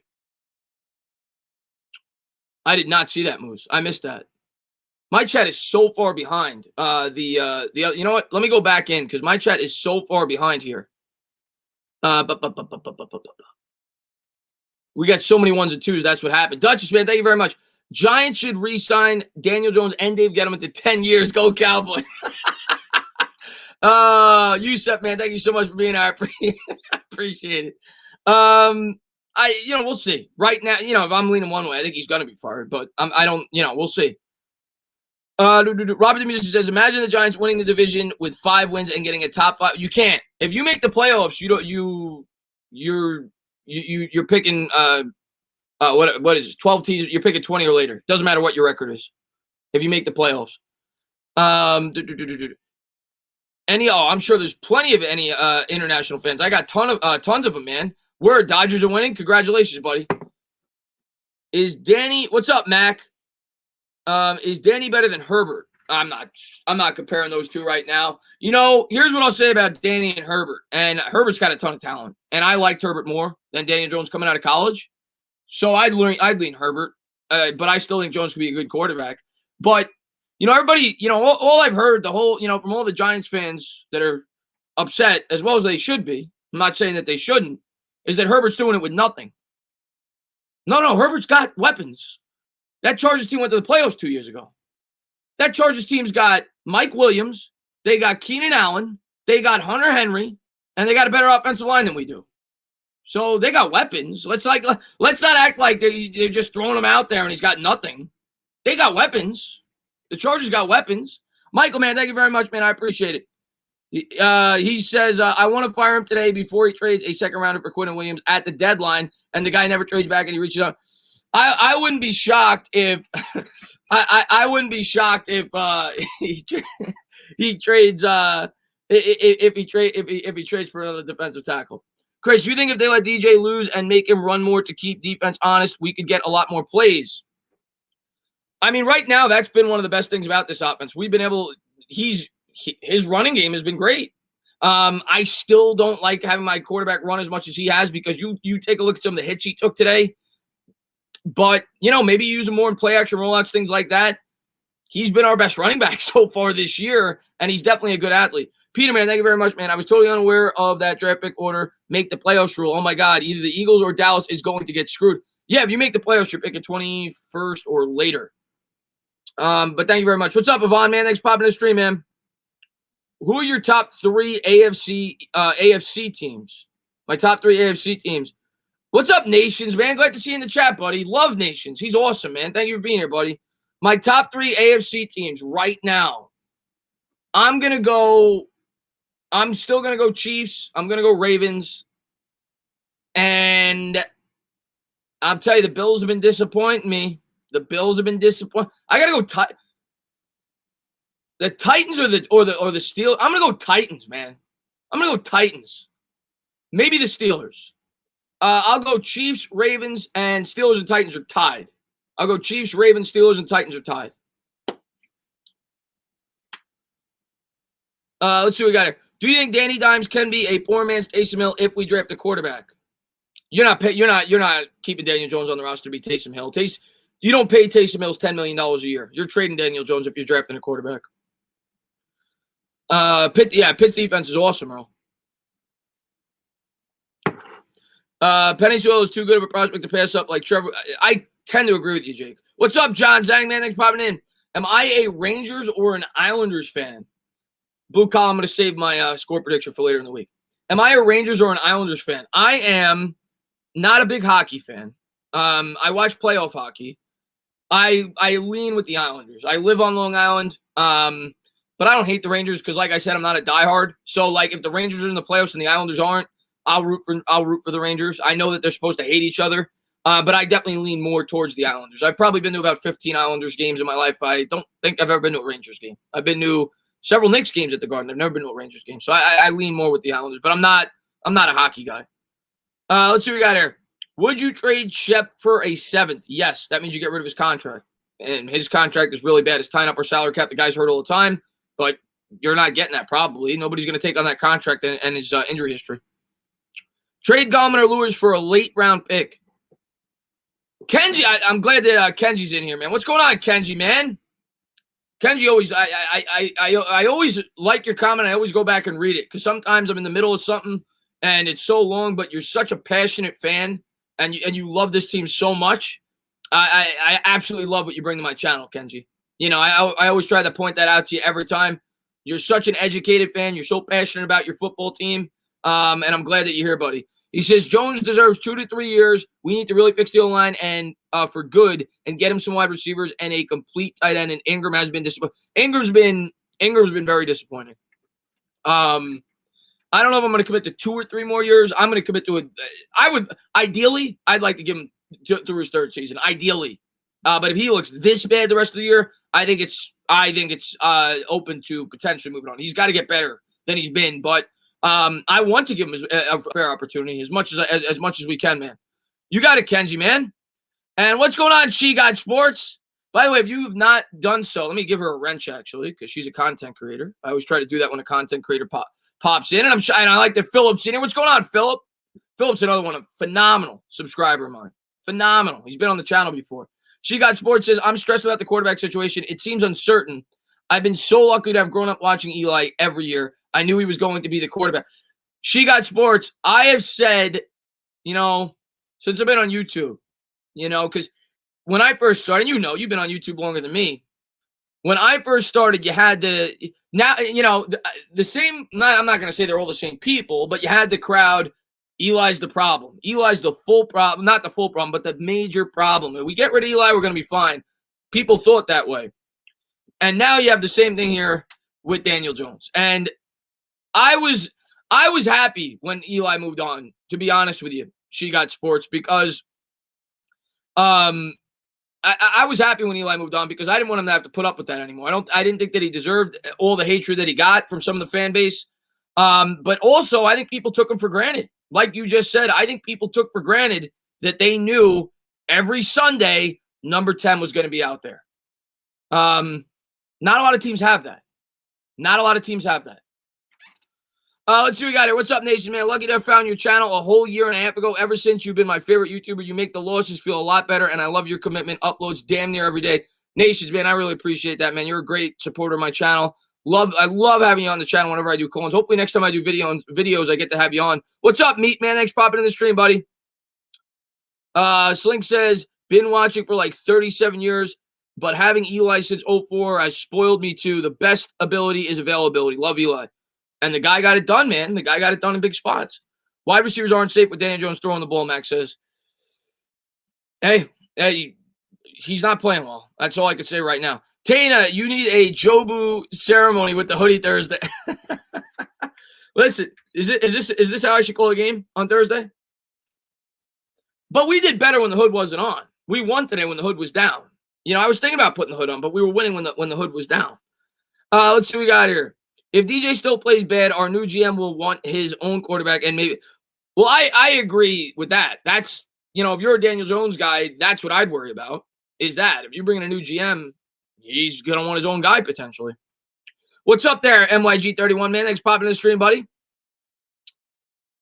Keep the hood on, Nation says. I'm going to sweat too much if I have the hood on. I'm going to sweat too much like a boxer. Do we try and improve the team if we are tied for the division at the deadline? Well, the deadline, I'm pretty sure. Somebody correct me in the chat if I'm wrong. The deadline is after week 7. So at best, we'll be 2-5. We're playing this Thursday. So I don't think we're going to be buyers. I'd be surprised. To be honest with you, I don't think anybody in this division should be buyers.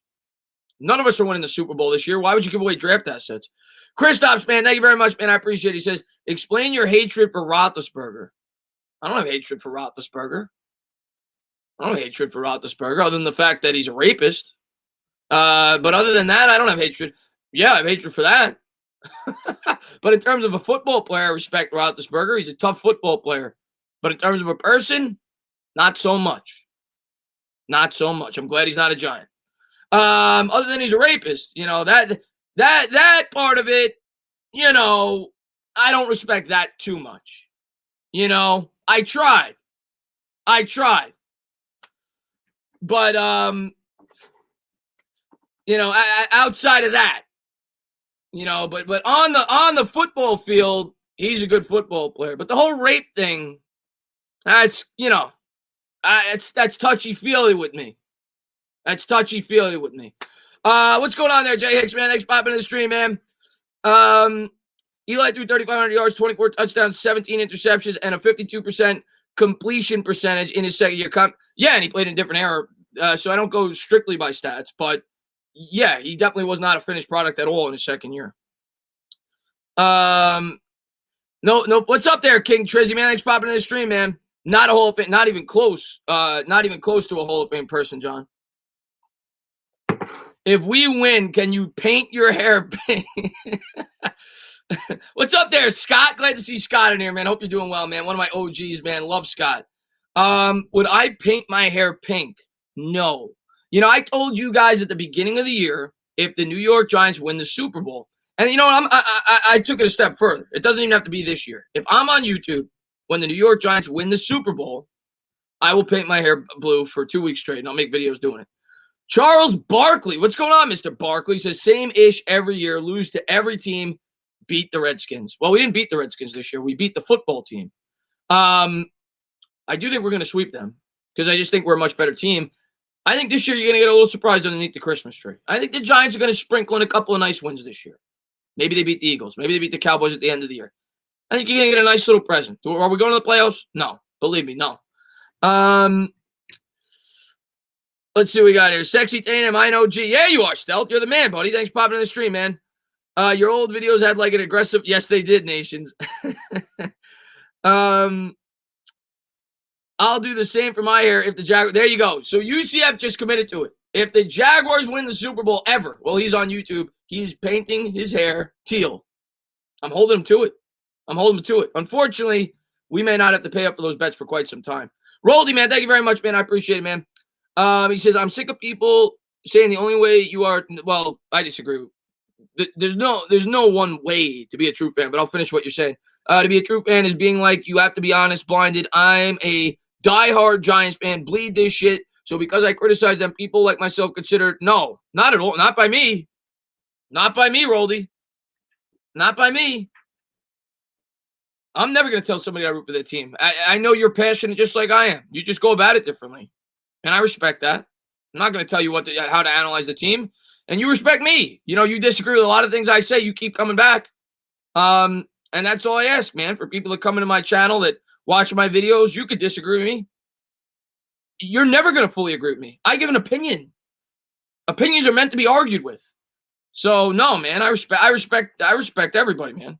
What's up there, Mercedes-Benz, man? Thanks for popping in the stream, man. What's up, Chris Tyler? He says, if we beat the Eagles twice, will you shave the moss? If we beat the Eagles twice, will I shave the moss? If we beat the Eagles twice, no. The moss is too important to me. No. All right, here we go. If we make the playoffs, I'll shave the moss. If we make the playoffs, I'll shave the moss. I'll shave the moss if we make the playoffs. Let's see what we got here, man. Kid Blue is awesome, man. What's going on, John? What do you think the ceiling for Daniel Jones is? I think it's Ryan Tannehill, but that's not bad. Ryan Tannehill's a very good quarterback. He's got the right team around him. So, and he's playing well. So you think the Titans are better than the Steelers? I think it's neck and neck, Jay. I think it's like a coin flip. I think it's neck and neck, man. Don't worry about Getty. Even with new GM, Mara will force their wills. I don't know, Sonny. We'll see. That's a dangerous bet in this division. Blue Cow, I'm going to tell you what, man. I would gladly shave my head if the New York Giants made the playoffs. I'll go bald for however long it takes to grow back. I will gladly shave my head if it means the New York Giants make the playoffs. It's a sacrifice I'm willing to make. Could you imagine streaming a New York Giants playoff game? Could you imagine? How fun would that be? And I'm going to be bald doing it. I'd wear the hoodie for that. Yeah, I'd shave my head to beat the Eagles once, Frank says. What's up, Dog Tag, man? Thanks for popping in the stream. I'll do it with you, Chris, for real. That's right, Pete, man. Do you agree with benching Andrew Thomas? No. Because he was late to a meeting? I have no issues with that whatsoever. Joe Judge is trying to instill a culture. He's trying to instill discipline. Absolutely. You're showing up late to a meeting? You're going to get disciplined. He's setting the example. I would have had a problem if he benched him for undisciplinary reasons. But for that, have at it, man. You got to teach these guys something. You want these guys coming into work. I like that Joe Judge did that, to be honest with you. Let's see. Is Jabroni in here? What's going on, Jabroni, man? Thanks for popping in the stream, man. ISOW says we will win the division. I sure hope so.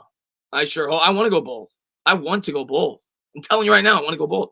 Pete, man, thank you very much, man. I appreciate it. I think Tannehill, Cousins, Jimmy G, Matt Ryan, and Jared Goff are good comps. Yeah, to me, Tannehill's the guy that makes the most sense, but I could see a little bit of each one of those guys. Maybe not so much Matt Ryan, but Jared Goff, I think, is a good one. Jimmy G's a good one. Yeah, I think those are fair comps. If given the right situation, I think he could be like one of those guys. And Jimmy G went to a Super Bowl. Matt Ryan went to a Super Bowl. Jared Goff went to a Super Bowl. Ryan Tannehill went to an AFC Championship game. Kirk Cousins went to the second round. So you could win with those guys if you have the right team around them. But yes, Raymond, man, thank you very much, man. I appreciate it. He says, if the New York Giants get the first pick, would you take Trevor Lawrence? I promised I'm not talking about this. Yes. And that's not a knock on Daniel Jones whatsoever. But I'm going to tell you what right now, because I just think Trevor Lawrence is that good. But I'm going to tell you this right now. You know, we're talking about shaving my head. We're talking about shaving my head if the New York Giants make the playoffs. I'm going to take it another step further. I am this confident that the New York Giants will not get the number one pick. If the New York Giants get the number one pick, I will shave my head. Completely bald. Or I'll dye it blue. They're not getting the number one pick. The New York Jets are going to get the number one pick. I'm that confident. I'm that confident. If you want me to shave my head, I'll shave my head. We're not getting the number one pick. Get it out of your mind. Let's see what we got here. Man. B-Mags, man, thank you very much. Finally a win. Go Giants. Beat the Smeagol's on Thursday. Let's double it up, my man. Big Blue Jabroni, man, I appreciate it. Giants getting 2 wins in 5 days. 8. Great. This division is ours for the taking. Now you gotta pump the brakes a little bit. I'm not gonna go that far. But let's go out there and get a W. And then maybe you and me, Big Blue Jabroni, will start to sync up a little bit. Mr. Mini Guy, thank you very much. Judge would have lit a fire under Baker's. You know what? Yes, he would have, man. He wouldn't have put up with that nonsense. Housemate says, all right, bet. I tell you right now, man, blue or bold, you guys get the pick. But we ain't getting the number one pick. I promise you. Who's your favorite Giant of all time? And this year, my favorite Giant of all time is Eli Manning. My favorite Giant of all time is Eli Manning. My favorite Giant of the team right now is Barkley, but he's hurt. Blue, okay. Blue it is. Bold, blue. All right, some guys are saying bold, some guys are saying blue. Okay. Pete, man, I appreciate it, man. Thank you very much. He says, you can always win with a stacked team. Look at Dilfer. Yeah, it is hard to build a team like Dilfer had. They had a phenomenal defense. But yeah, you're 100% right. Raymond, man, thank you very much, man. I appreciate it. He says, are the New York Giants buyers or sellers at the deadline? Sellers. Absolutely sellers. Body wax job. Oh, man. Thank you guys for being here. I really do appreciate it, man. If you guys have not done so, please hit that thumbs up, subscribe, ring the bell. LT got his 2 rings and changed. LT's the greatest Giant of all time. Send me a link. Pizzle, I got to give you a link. Hold on 1 second, Pizzle. Hold on, Pizzle. I love Pizzle. I got to get my headphones, Pizzle. That's not my headphones. You know what? I don't need the headphones. Screw it. Let's get Pizzle on here. A little late night Pizzle. 1 second, Pizzle. Let me just read off a couple of these. I want to make sure I don't lose these. Hey, Chris, are the Giants going to sign players for Thursday? They need to. They need to sign an undrafted free agent. They need to call up an undrafted free agent, rather, and I think they need a veteran wide receiver. And Maximo says, it's funny how we can talk about making the playoffs or the first overall pick, only the Giants. We're a polar fan base. Let me get Pizzle. I'm trying to find Pizzle on Twitter. Where is he?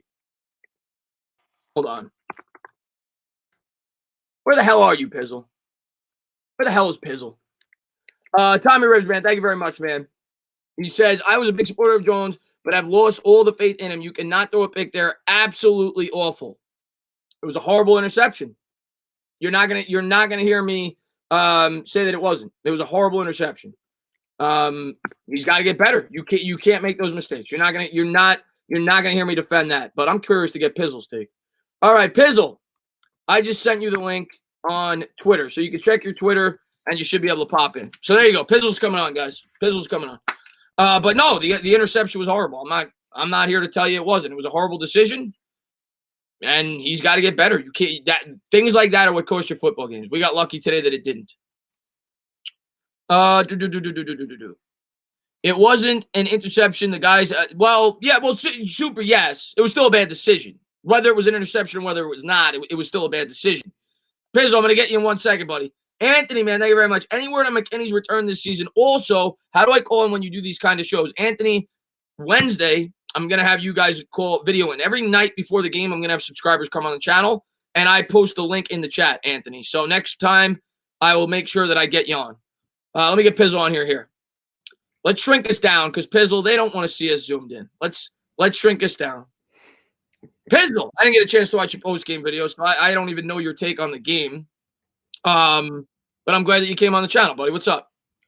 First and foremost, can I get a yeah? I don't hear you. Oh, no. What? You don't hear me? Oh, wait. My headphone. I'm looking for my headphones, Pizzle. It's plugged into the laptop, and it's over. Hold on. They can hear you. I can't. Oh, yeah. Here we go. Pizzle, what's up, my man? Can you hear me? I hear you loud and clear. All right, now can I get a yeah? All right, so first, before you invited me on. Yeah.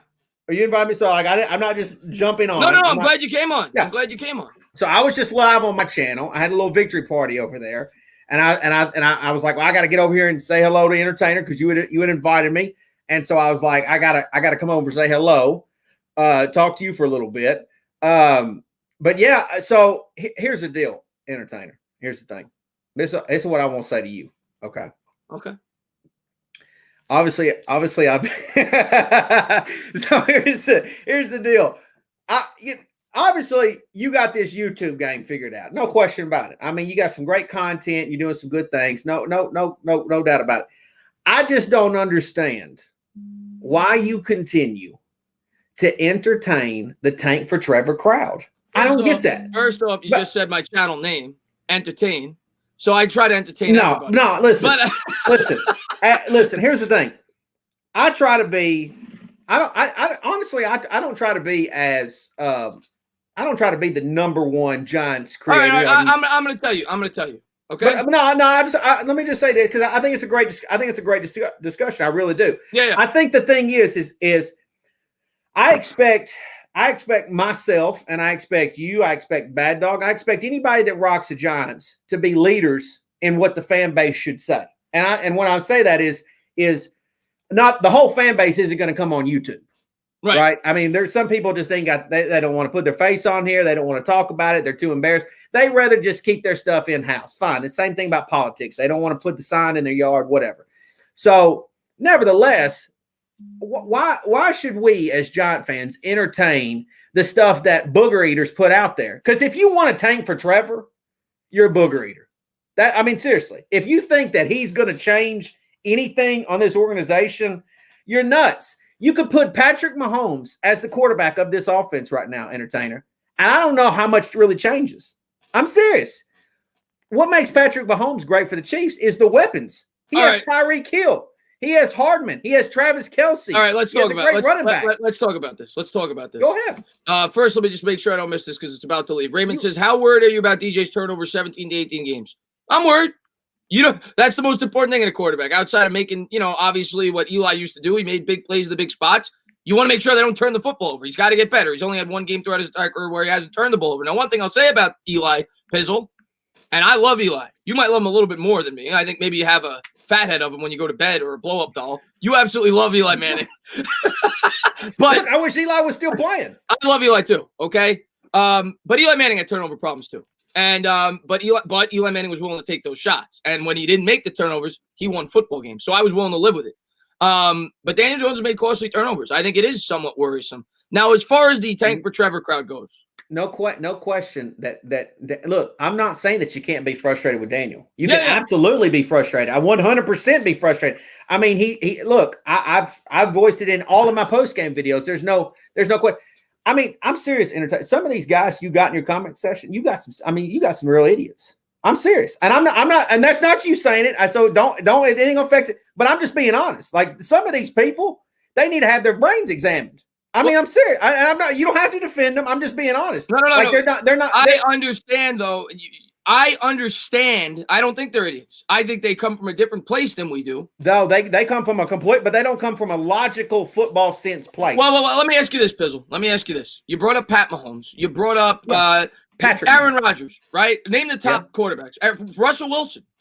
Yeah. Does Russell Wilson have the best situation possible? No, but at the same yes and no. Yes and no, I feel like. I mean, DK Metcalf's a pretty damn good receiver, don't Their you offensive agree? line's not that good, though. But DK Metcalf is a playmaker. DK Metcalf's a very good. I agree. I agree. Let's get Daniel Jones a wide receiver. But my point of the matter is, where I see where they're coming from in terms of wanting to get an elite quarterback is if you get a guy like that. How do you know? You know. That's why I don't want to. That's what I'm saying. How do you? Because again, you're talking about a guy who's beaten up on Wake Forest, who's beaten up on Georgia Tech. You know what I'm saying? Like he's beaten up on teams he should be beaten up on. Clemson has 5-star recruits everywhere, every position. This was the thing about Daniel is Daniel was a pro quarterback. Again, and I'm not here just to defend Daniel, right? You know me, I always defended Eli because Eli was the guy. He made plays. He was a playmaker, and not you, but people like a lot of people in your comment section ran him out of here. They ran him out, and I didn't. No, I know you didn't, but a lot of people that are in this comment section right now, a lot of people in your comment. That's Giants fans. That's Giants fans. Phillip Rivers is still playing. He's not that good. Ben Roethlisberger's still playing. I mean, and I feel like Eli can still play at that level. Nevertheless, here's what I'm saying. Daniel Jones didn't have any 5-star recruits with him at Duke. Not one. There's not one player on his offense that you can pinpoint that's playing in the National Football League right now. Not one. Okay, so if you want to talk about college performance versus NFL performance, that's silly because Trevor Lawrence right now has 5-star players everywhere around him in Clemson. Everywhere. Every one of them dudes are probably going to get a shot to play in the National Football League. Every one of them. You can't say that for guys that played at Duke. So my point is most of these people, I guarantee you there's somebody right now that's commenting that probably thinks I'm a clown who loved Dwayne Haskins. Loved him at Ohio State. Loved that he played with all them 5-star recruits. Loved everything about him. Said his game was unstoppable. Guess what? The fact is he's Cardale Jones 2.0. He'll be playing in the AFL or XFL in a couple of years. That's the fact. And nobody here wants to eat crow on that. Pizzle, I agree with you to a certain extent. I literally said this in a video after week 2 when people were talking about Tank for Trevor. I said he looks like a great prospect, but there's been several quarterbacks that were thought to be great prospects, and they don't turn out so well when you put them in really bad situations. And I agree with you. Well, Daniel Jones right now we definitely don't know if he's a franchise quarterback. He could be. He might not be. He's far from a finished product. We have a lot more problems than just the quarterback position. Correct. You're not going to draft a quarterback and he's going to come in here and just be a magician. So that's where I agree. Now, where I could see Pizzle, this is a punk. Oh, man, I just lost it. He says, I lost the super chat. I think it was somebody responding to you. Damn. I think it was about the Twitter response where you called the guy the punk. I think he was saying this is the punk guy. Fix the O-line says. It was Simon Z. He said, Pizzle, I think this is the first time I agree with you. Fix the O-line says, Pizzle does not know how to say entertainer. Entertainer.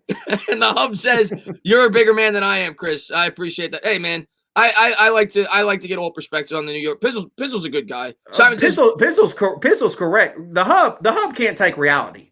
That's his issue. And I'm not telling you to get in the middle of it, entertainer. I'm not. I'm just saying. I feel like to me the YouTube games, and then the fan stuff. You know, people are playing YouTube games here. Even if the Giants had the number 1 overall pick right now, entertainer, they wouldn't take Trevor Lawrence. They wouldn't. They would not take Trevor. I guarantee you they wouldn't take Trevor Lawrence. Whoa. You're telling me. All right, let's do this. Let's play this game. Yeah. If we have the number 1 pick, is Dave Gettleman back? Oh, well, I mean, a record would be – I don't think Dave Gettleman would be back because no one wants to give him a chance. But I don't think Dave Gettleman is all at fault here. I'm not saying that. But I'm saying let's be realistic. If we have the number 1 pick, is Dave Gettleman back? More than likely, is he back? No, because we have for some reason – and in fact, we love – Yeah, I'm not saying about whether or not he should be. I'm saying will he be back? Because I personally think we shouldn't have fired Sherman, personally. I think we should have kept him on it because you had a quarterback in which he was playing pretty well, and you screwed up Dan Jones, and you got a brand new. You don't think they should let go Sherman? I think that they rushed him out of here. I think that I personally think it would have been in Daniel Jones' best interest, and I like Joe Judge. Yeah, but you have to admit that after 6 he sucked games, he sucked as a head coach. He sucked as a head coach. But my question is, and look what he's doing. Look what he's doing for Denver as an offensive coordinator, though. Doing a great job. Yeah, they beat the Patriots today. But my question is this, Pizzle. If we're moving on from Dave Gettleman, you're telling me, first off, we don't even know who the hell the GM would be, but if we have the first pick, we're more than likely getting a new GM.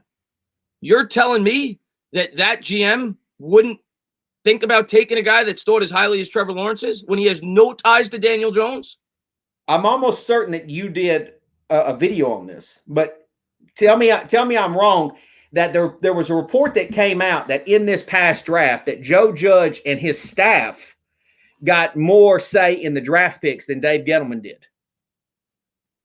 I'm almost certain that there was a report out. I don't know if it was definitive, but there was theories. There was a report that Joe Judge and his staff got a lot of say in who was picked. Yeah, well, I agree with that. My point is Jason Garrett, Joe Judge has came out already in interviews. You can say they're fake answers all you want to, but they've came out and says that they believe that Daniel Jones is the guy to lead the Giants organization. So why even, if those guys are saying that, why even entertain any of that? I mean, how do you honestly believe that? Look, I'm frustrated with the turnovers. I get it too. But last week, the Cowboy game, okay, yeah. Andrew Thomas completely whiffed. That's not that Daniel fumbled, but at the end of the day, it was Thomas that fumbled. We're in complete agreement there. Andrew Thomas was 100% responsible for the fumble. We're in complete agreement there. I think I just want to make sure this might have been what I missed. Please read this because this one makes no sense either. Pete says, that was me. The joke was on Twitter, throwing nothing but derogatory comments at me. He's a punk, and he gets airtime on your chat. Pete, Pizzle's been on here for a long time. I didn't get to read all of it. I saw that you guys were going back and forth at it. Tell him to put his big boy britches on. Put your big boy. I don't know what that means. I mean, it means be a damn man. Read this one right here, The Watch Doctor. Read his. The new GM will trade DJ and draft Trevor in a second. What are you smoking? Tell him it like seriously. You cannot believe that. You cannot seriously. No, I'm not on here to fight with John. No, I do believe that. You honestly think that would happen? If we had the first pick and a new GM came in, yes. No, it's not happening. There's no way. Well, first off, Pizzle, we're not getting the first pick. Okay, yeah, that's true. We're not getting the first pick. So this isn't gonna happen. But if we got the first pick and we got a new GM, yes, I think. Honestly, if the Giants had the first overall pick, so let's just say we go 1-15, because I think that's what it would take. Because I don't know if the Jets are winning a game. You want to read those super chats? I can. Josh, man, thank you very much. He says the Jets are getting Trevor Lawrence. Yeah, I agree, Josh. The Jets aren't going to win a game. The Jets aren't winning a game. Yeah, you look at their schedule, not winning a game. Raymond says Pizzle delusional if he doesn't think they don't take Trevor Lawrence number one. Gettleman going to be gone, and new GM won't have attachment to Daniel Jones. Lawrence is generational. And Pete says, love those sunglasses, bro. They're great sunglasses. I mean, they're just some of these people can't even afford them. But nevertheless, I mean, here's the facts entertain. Why entertain any of that nonsense? That's what I don't understand. Because again, if the Giants had the number one overall pick, you've already spent a high draft pick on Daniel Jones, right? Mm-hmm. He hasn't shown. So obviously the Cardinals moved on from Josh Rosen, right? Because that's the example that you would pretty much be given here. That they went ahead and said, well, we'll take Kyler Murray instead of Josh Rosen, even though we spent a draft pick on Josh Rosen. I think the Giants, if they had the number one, they would trade. Knowing Joe Judge coming from the Patriot system, they're all about getting more personnel, more players. They would trade that. And they would honestly, sincerely trade that. You and me disagree on this. You and me disagree on this because I'm going to tell you why, Pizzle. And I'm not saying that maybe that's what you would want to do. Okay. No, that's what I think Joe Judge would want to do. Okay, maybe. If you have the first pick, more than likely Daniel Jones didn't play well. I think we could agree there. If you have the first pick, if you play even okay. So if you have the first pick, more than likely Daniel Jones didn't play well. Mm-hmm. So when you have a generational talent, if you trade out of that pick, you're the new GM, you're coming in. You have no ties to anybody. You trade out of that pick, you get, 2 firsts, 2 seconds, whatever. If that quarterback turns out to be the next Peyton Manning, I don't care what you got back, you look like an absolute fool. I don't see it. When you have a player as talented as that, I think you take him. It's very rare where the best player in the draft is a quarterback, and then you have the opportunity to take him. Chris, I'm not rooting for this, by the way. I don't want it. I know, but do you realize? And I'm trying to tell you as a friend. Do you realize there are people in this comment section right here that are talking that want you to say this nonsense? These people are the same people that wanted Haskins, that more than likely probably wanted Sam Darnold, and they were wrong about both of them. But there might be some of them in here that wanted Josh Rosen. Guess what? That's strike 3. So there was plenty of them that wanted a lot of these guys, and they ended up being wrong. Now, I'm not even saying Barkley was exactly the right pick, because obviously, look what's happened, right? I mean, he's got hurt. Now we got to figure out. Now do you pay him? Do you not? But the fact is, there's a lot of people that are not willing to eat crow right here in this section. That's it. I mean, you know what I'm saying? How do you know? And I'm asking you, Chris. How do you know Trevor Lawrence is the goods? How do you? I don't. Yeah. So you would rather the Giants continue? It's not about what I would rather, what you would rather. It's about what I think would happen. Okay. So the people in this, they would rather the Giants have a losing culture, continue to lose, and cross their fingers, even though they've been wrong 3 times now. They were wrong about Josh Rosen. They were wrong about Dwayne Haskins. They were wrong about Sam Darnold. They want the Giants to continue a losing culture and hope that Trevor Lawrence is really good. Oh, by the way, you still don't have any playmakers. So let's tank. We're not in a great spot either way. Let's tank. Let's continue to lose. Let's make Joe Judge look bad. Pizzle. I wanted to talk about today's game. I'm fine. I just had to ask you that, Chris. Why do you entertain that nonsense? That's all that I asked. Because I'm open to other people's opinions. I'm open to other people's opinions. That's fine. Even though I may disagree with it, I'm willing to listen to people. I'm willing to give them an opportunity to state their opinion, because half the stuff that comes out of my mouth, you probably don't agree with. Half the people in here probably don't agree with. I respect people's opinions. Well, look, you come onto my page, which I honestly never, you'll never see me on any social media, other sites. I never push my page on anybody. If you want to come subscribe to my channel, you're more than welcome to do it. The tank for Trevor crap doesn't happen over my channel. There's none of that. None of that happens. It won't happen. And here's why. Because I don't believe that the idea of tanking is Giants football. I don't believe in that philosophy. And I believe that if you have that mindset, you have no business rooting on the New York Football Giants. I don't care what any of them say. I say it to all their faces, Chris. That is not New York Giants football. It's not. It's not who. And how can you watch a game wanting to lose? I don't. But how could you do that? That's what I'm asking. How could you? Raymond, man, thank you very much. Says, thanks, Chris, for respecting other people's opinions. And John says, Pizzle, we didn't want Haskins or Darnold. Majority of us wanted Josh Allen at 6 for Barkley's draft. We wanted Chubb. What are you talking about? DJ wasn't recruited into a top school for a reason. Maybe DJ went to Duke because Duke's a good college. That's a good degree. Okay, here's my take on Daniel. First off, Carson Wentz didn't go to Carson. I mean, if you don't, and again, I don't think Carson Wentz is great, but look at every quarterback in the National Football League, Chris. You can pinpoint all of them. I mean, Aaron Rodgers, right? He's just great. Is Cal a great QB program? I think Daniel Jones went to – well, first off, he was not a highly regarded high school quarterback. But look at all of the quarterbacks. I'm not saying that has anything to do with anything. You could still become a great quarterback. I think the reason he chose Duke was Cutcliffe. Yeah, I think that's why he chose Duke. I think he chose – and I don't know – I think he got an offer to a decent school. I can't remember what it was, but I think he saw Cutcliffe and he said, this guy could help me become a professional quarterback. I think that's the primary reason why he chose Duke. But he was not thought to be a great quarterback prospect coming into college. Again, you can look and that doesn't mean he can't be good. Tom Brady. You brought up Russell Wilson. Russell Wilson went to 2 colleges. He went to NC State and he went to Wisconsin. I mean, again, I just want to, guys. Here's what I'm going to say, man. I just want to say, again, just like I say, I try to respect your guys' opinions. Respect Pizzles. You may not agree with it. Look, Chris, I'll be the. I'm trying to give you respect. I don't like when people write the clowns and stuff. No, I don't. The clown doesn't bother. Chris, I have bigger nuts than most dudes. I'm just saying. No, I don't mind. I mean, majority of these people wanted Eli gone, even though they couldn't understand what Eli was. This is fine. This is great. This is great conversation. Yeah, we can talk about today's game. I just wanted to ask you about the tank for Trevor nonsense. Yeah, listen, about today. Let's get into today's game. And I'm glad you came on the channel because I haven't gotten to talk to you on YouTube in a while. Michael, let me get to that real quick. He says, Gettleman has never traded back in the GM career. He's also driven the franchise into the ground. Jones was a reach at 6. We're not tied to him just where he was taken. Just like Judge benched the number 4 pick today, too. Nobody is safe.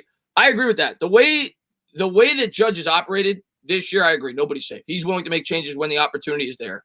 And Roldy says, I wanted Rosen back in 2018 or trade down for Nelson. We went with Barkley. I never wanted Dave Gettleman as our GM in the first place. Years later, 13-41. Pizzle, who the hell are you to tell people they ain't real fans? If you want the team to lose, you're not a real fan. I'm not gonna say that. That's you don't have to agree with that, Aaron. You don't have to agree with that, Chris. But that's the truth. If you want a team to lose, that's your opinion. That's your opinion. That's fine. But here's the thing. Why would you want? I'll tell you why. And I am not one of those fans. But I will tell you why. They think by losing, it's going to set the team better up to win in the future. This is not the NBA. But okay, it's not. I agree with that. It's a 53-man roster, but we could both agree that a quarterback like Pat Mahomes, and I'm not saying he's going to be Pat Mahomes, but to have an opportunity to take a quarterback that could potentially be like Pat Mahomes, set you up for 15 years of competitive football. Okay. So I can understand it.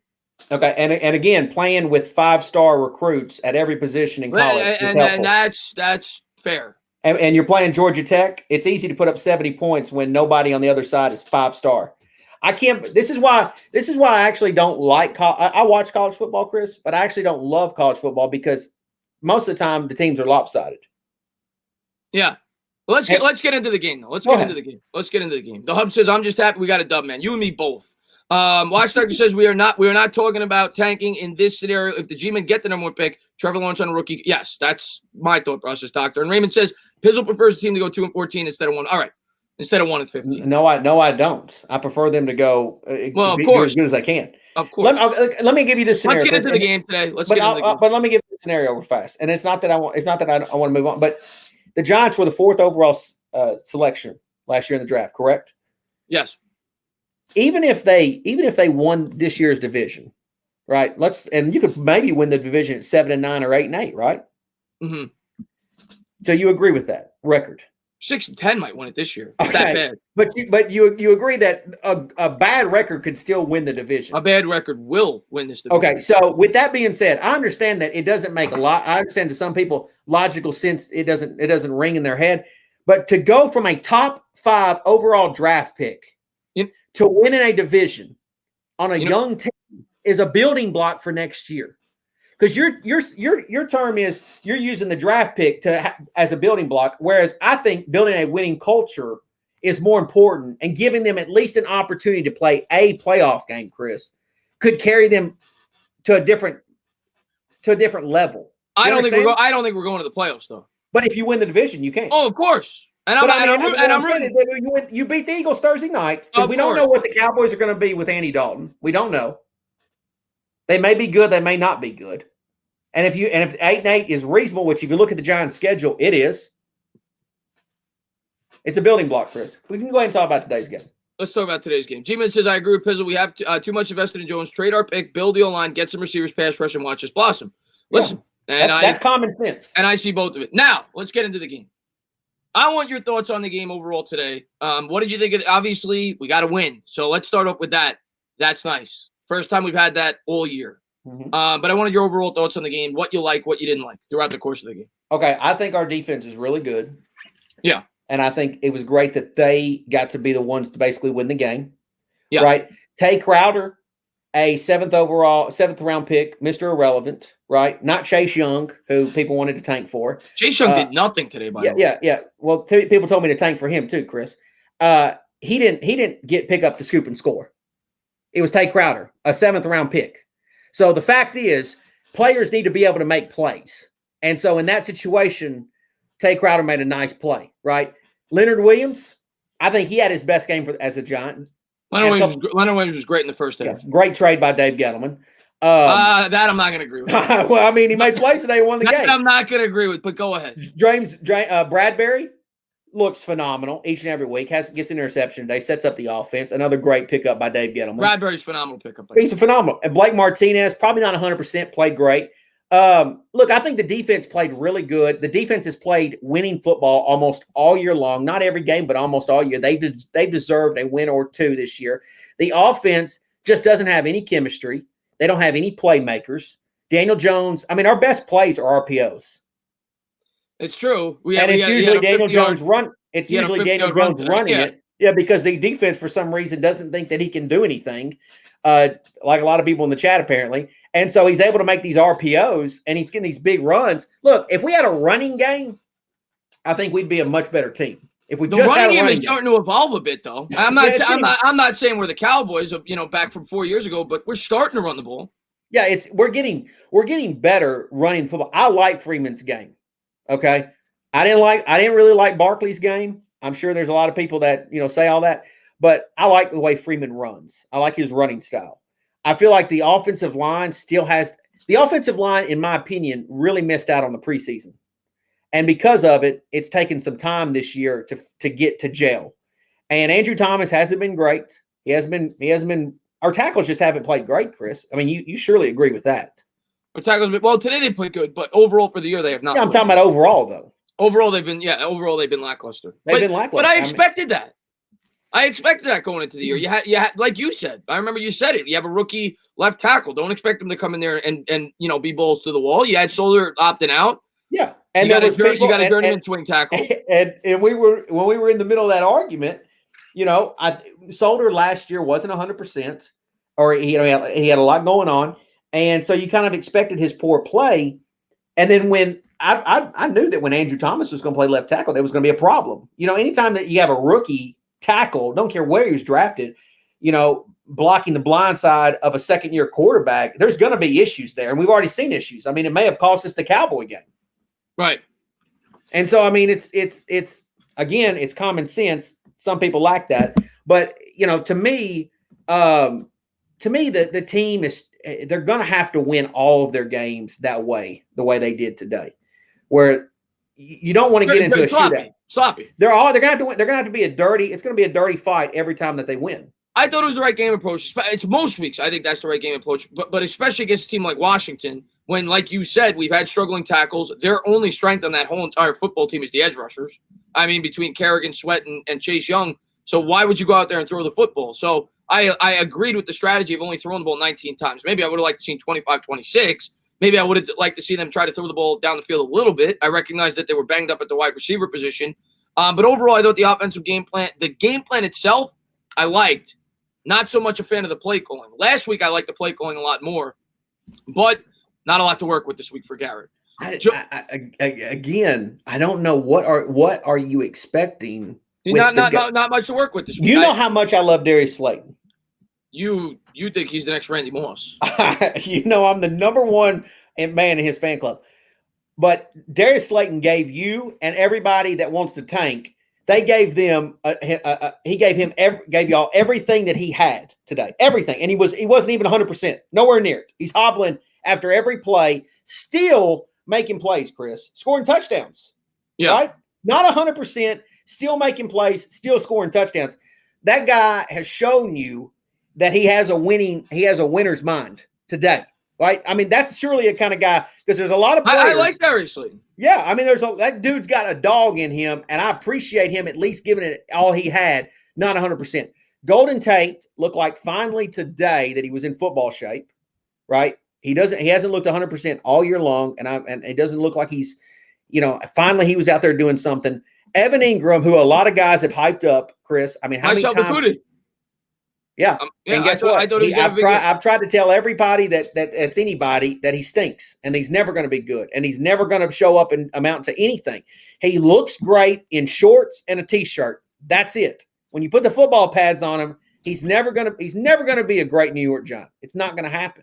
Yeah, he made a great play last week in the Cowboy game with the tight end around, but that's it. I mean, that's what I'm saying. When you have to force things like that so that he can actually make plays.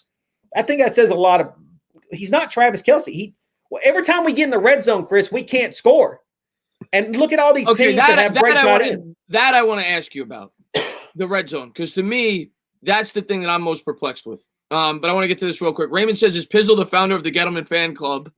and Roldy says, where is this guy from, Tennessee or from Alabama? He's from Tennessee. Yeah. I'm from And Tennessee. Mr. Mini Guy says, Cop Pizzle, the old school WWE heel heat. And Dylan says, one question, Pizzle on Slayton better than Barkley. That's where we disagree. But I've said that he's the guy that makes this offense go. Is 86. 86 makes the offense go, not 26. Yeah, I disagree with that. But I mean, you can, but I mean that's the truth. I mean, 86 is. I mean, even in the Steeler game, I think he's important. You definitely need wide receivers. Independent says I'd have liked 18 passes minus the end zone interception.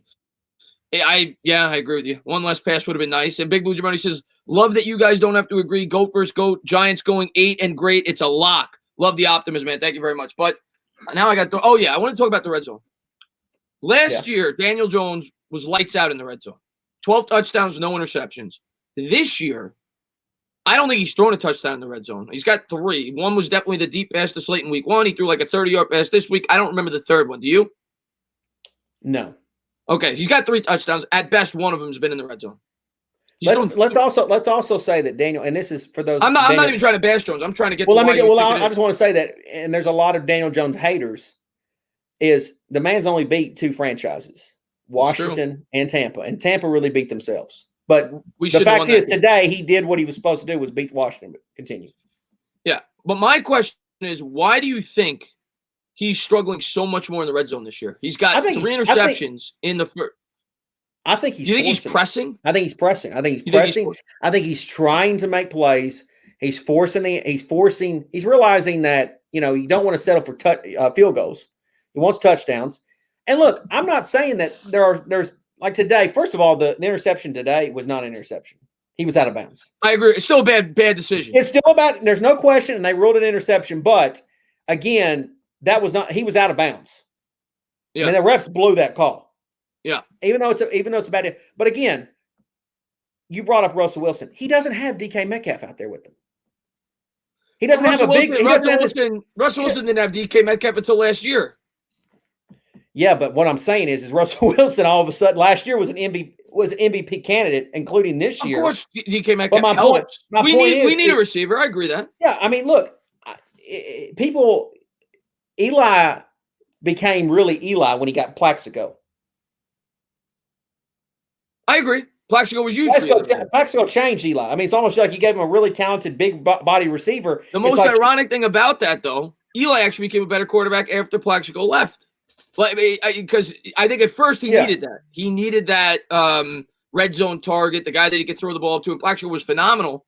But once Plaxico left, Eli learned to spread the ball around. And I actually thought I just don't know what red zone targets does Daniel have. Doesn't have it. That's what I'm saying. He doesn't have it. He didn't have him last year either, though. He doesn't have a tight end and Evan Ingram. He doesn't have a tight end that's going to go up and make a big time play. He doesn't have it.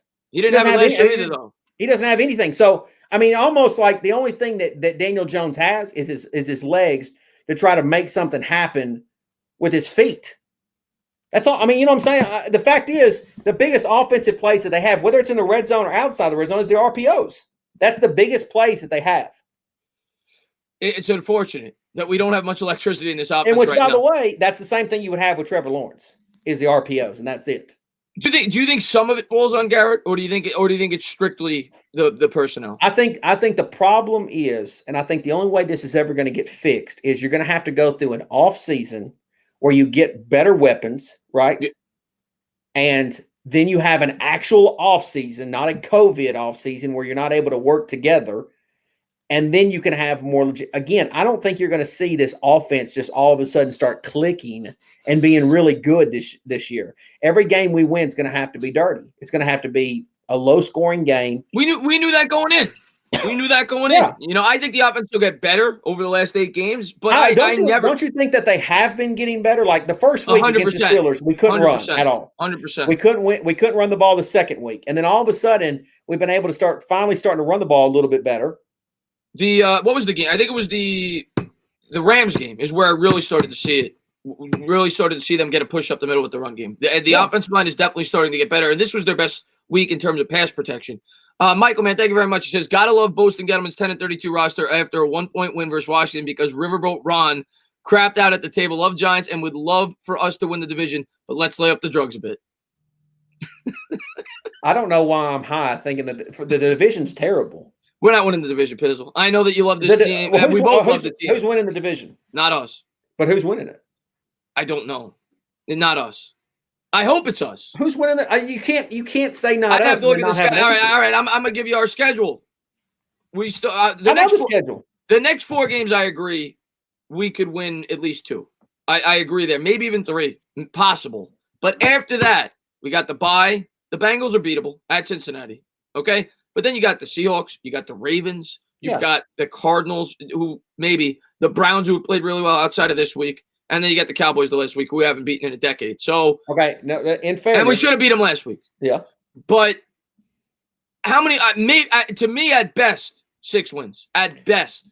Look, I understand that we're not beating Seattle and we're not beating Baltimore, but again, and I understand, and I'm not hoping this happens, but you don't know that Russell Wilson doesn't get hurt next week. You don't know that Lamar Jackson. Well, that's why I'm with you. I'm not tanking because anything can happen. I'm saying you don't know what happens on any of these teams and how they can change. I mean, obviously Daniel Jones could get hurt next week, right? And that could change everything. But the fact is I think we can beat the Eagles Thursday night, right? And if you don't, you're crazy because this. I'm not picking us probably, but I think we could. I agree with that. Oh, I think we can do it. I mean, obviously the Bucs game's tough, but then we follow that up with Washington and the Bengals. So the fact is Washington and the Eagles again. We play the Eagles again, and then the Bengals, yeah. But the fact is there are some winnable games there in consecutive order that could turn. I mean, if you beat, I'm telling you, a lot of these people that are in this comment section right now, if you beat the Eagles, you're going to feel so much different about this team than you do right now, because they don't think that Washington is a legit win today. That's what they don't. That's what they don't. It's not. Let's be real. Look, any win is legit. Any win's a win. Any win's a win. Every one of them is legit. But my point is, it's not a win that you could feel. I mean, you feel good about it. We won, but it's not a win where you could say we just beat a really good football team. If we beat the Eagles, I agree with you that maybe fans will start to believe that this team's improving. I still don't think they think that they're a playoff team, but they're starting to improve. I will agree with you there. PTA, man, thank you very much. He says, how about those Giants? I'm laughing at the fans that are upset about the win. Cry. I am with you. Why would you be upset about the Giants winning? We talked about it already. We're not going to talk about it again. Well, that's why it doesn't even make sense. People have accused me of being on drugs in here, Chris. Listen, to me, that logic is one that seems like it's on drugs. Base is like a beaten housewife. Like they are so beaten down that they are looking for anything to grasp to, and they want that golden ticket. And that's what they view Lawrence as. And they've seen losing season after losing season after losing season after losing season. And that's the mindset. And I understand it. I happen to disagree with it. You happen to disagree with it. But I understand Sam Darnold was hyped up as this amazing prospect. Colin Cowherd, who doesn't eat crow either, talked about how he was the next, I think, Andrew Luck or something like that, some nonsense. Or I could be wrong about that, but really hyped him up. And the fact is the Jets are even talking about moving on from him. So again, anytime that anybody, if you want to talk about a guy who is playing around 5-star recruits, you don't know what he's going to do when he faces adversity trying to lead an NFL franchise. I don't think a lot of people understand the responsibility of leading a franchise, because a quarterback is what he's supposed to do. Not everybody you can have all the arm tools you want, but it doesn't mean that they can actually do it, Chris, right? Nothing's a guarantee. Nothing's a guarantee. But it's the same thing with the way that we want to build a roster. Nothing's a guarantee. Daniel Jones ain't a guarantee if you build the team around him. He still could be bad. Nothing's a guarantee. So I honestly can't believe how high people are on Trevor Lawrence. I can't believe that this is the next. I can't believe that people think he's the next coming of Jesus, because that's what it seems like. I mean, just because he's got long hair doesn't mean the case at all. But you know what I'm saying? I just can't believe that this guy is the next big thing. Yeah. Hey, man, I get your opinion. Watchdog, man, thank you very much. He says Wilson is a 7-time Pro Bowler. Let's not compare. I don't think anybody's comparing Daniel Jones to Russell Wilson. More comparison to Darnold or Goff. I'm not even comparing him to Goff yet. Goff went to a Super Bowl. G-Man favorite to win no more games this year, except today they were -1. I thought they were -3, but maybe it dipped. And yeah, I mean, the Giants are not a good football team right now. I think even Pizzle knows that. I don't. But even going into today, I thought we were going to win today. But I didn't think that they were a legit 0-5 team. I agreed with you. I said that in my post-game video. They were not this. They're not the same. They weren't the same 0-5 that the Jets were. The Jets are hopeless this year. Yeah. I agree with that. Raymond says, Pizzle, shave your head if the New York Giants don't win the division. I shave my head anyways. I said I'd shave my head if the Giants do win the division. You got to shave it if they don't, but you shave it anyway. So I shave it anyways. That doesn't. You would want me to grow my hair out. Ryan, man, thank you very much, man. He says, I expect takes like these from a guy wearing sunglasses inside. You know what's that guy's name? Ryan Clay. He's a great subscriber, man. Ryan's a mark. Ryan's a what? He's a mark. A mark? He don't know what that. He needs to Google it. I don't know what's a mark. He's a Washington fan. Oh, well that tells everything. I mean, you want to talk. That's the thing too, Chris. Is like, think about this for a second. Giant fans have really went off the deep end, like you mentioned. But again, look at the division. Look at the three teams in our division. What has Washington done? When's the last time the Washington ever succeeded in any as far as an organization? It was 1991. Yeah, they were on the track, but they got bad luck with Griffin. So yes. Okay, but my point is early ass 90s, right? Yes. And then they haven't done anything pretty much. You could say they haven't. But they haven't done anything. The Cowboys, mid-90s, right? A lot of hype, a lot of hope. Well, they had good teams, but nothing. Good teams. I mean, they went. 07, 08, right? We smacked them down. We smacked them down. We smacked them down. The Eagles finally kissed their sister a couple years ago, right? Finally achieved something. But the fact is, before then, they achieved literally nothing. They've achieved one year. The Giants, out of all of the teams in the division, granted the last couple years haven't been good, we have been given more good stuff than these other teams have. And you can tell me about the Cowboys, 5 rings and all this and that, but that was like, what, the 70s? Yeah, but you know what, Pizzle? And I see where you're going here. It's been 8 years. It's been 8 years since we had a respectable football team. We had 1 year where we had a playoff run. Again. And that year was lucky. We weren't even a good team that year. Again, we went to the playoffs in 2016. And a lot of these guys' number one favorite player of all time, OBJ, decided to get on a boat. And we haven't been the same organization because our organization went down the wrong road because of that issue. 2015, I talk about it all the time, and 2015 they screwed up. We all know it, and that's where this stems from. But we move on, so it is what it is. But yeah, ownership screwed up. Pete, man, thank you very much, man. He says, can we first agree that the only thing that matters in sports, including football, are championships? Raise your hand if you agree with that, Pizzle. I agree with it. Okay, but what is he saying? I don't know what he's doing. Maybe he's got a follow-up. I agree with that. Ty Jackson, man, thank you very much. He says, hear me out. Sweep the division, beat Arizona, Cincinnati, Cleveland 8-8. Ty, I love your optimism. I'm not going to say they're going to do that, but I hope that they do. Why do you not think the Giants can go 8-8? I don't. For us to go 8-8, Pizzle, we'd have to win 7 out of our last 10 games. When you just told me that we don't really have a chance against 2 of them, the Ravens and the Seahawks. Okay. So we'd have to go 7-1, and we still have the Bucs mixed in there. You have the Browns, who are a good team. You have Arizona. Anything's possible. Oh no, I mean, I think I said a few days ago I thought the Giants could go 7-9. I think 6. I think they can win 6. Okay, but that's what you probably thought. That's my prediction. 6. I'm not picking that, by the way. I think that's what's possible. But isn't that what you thought it would be at the start of the year? It was.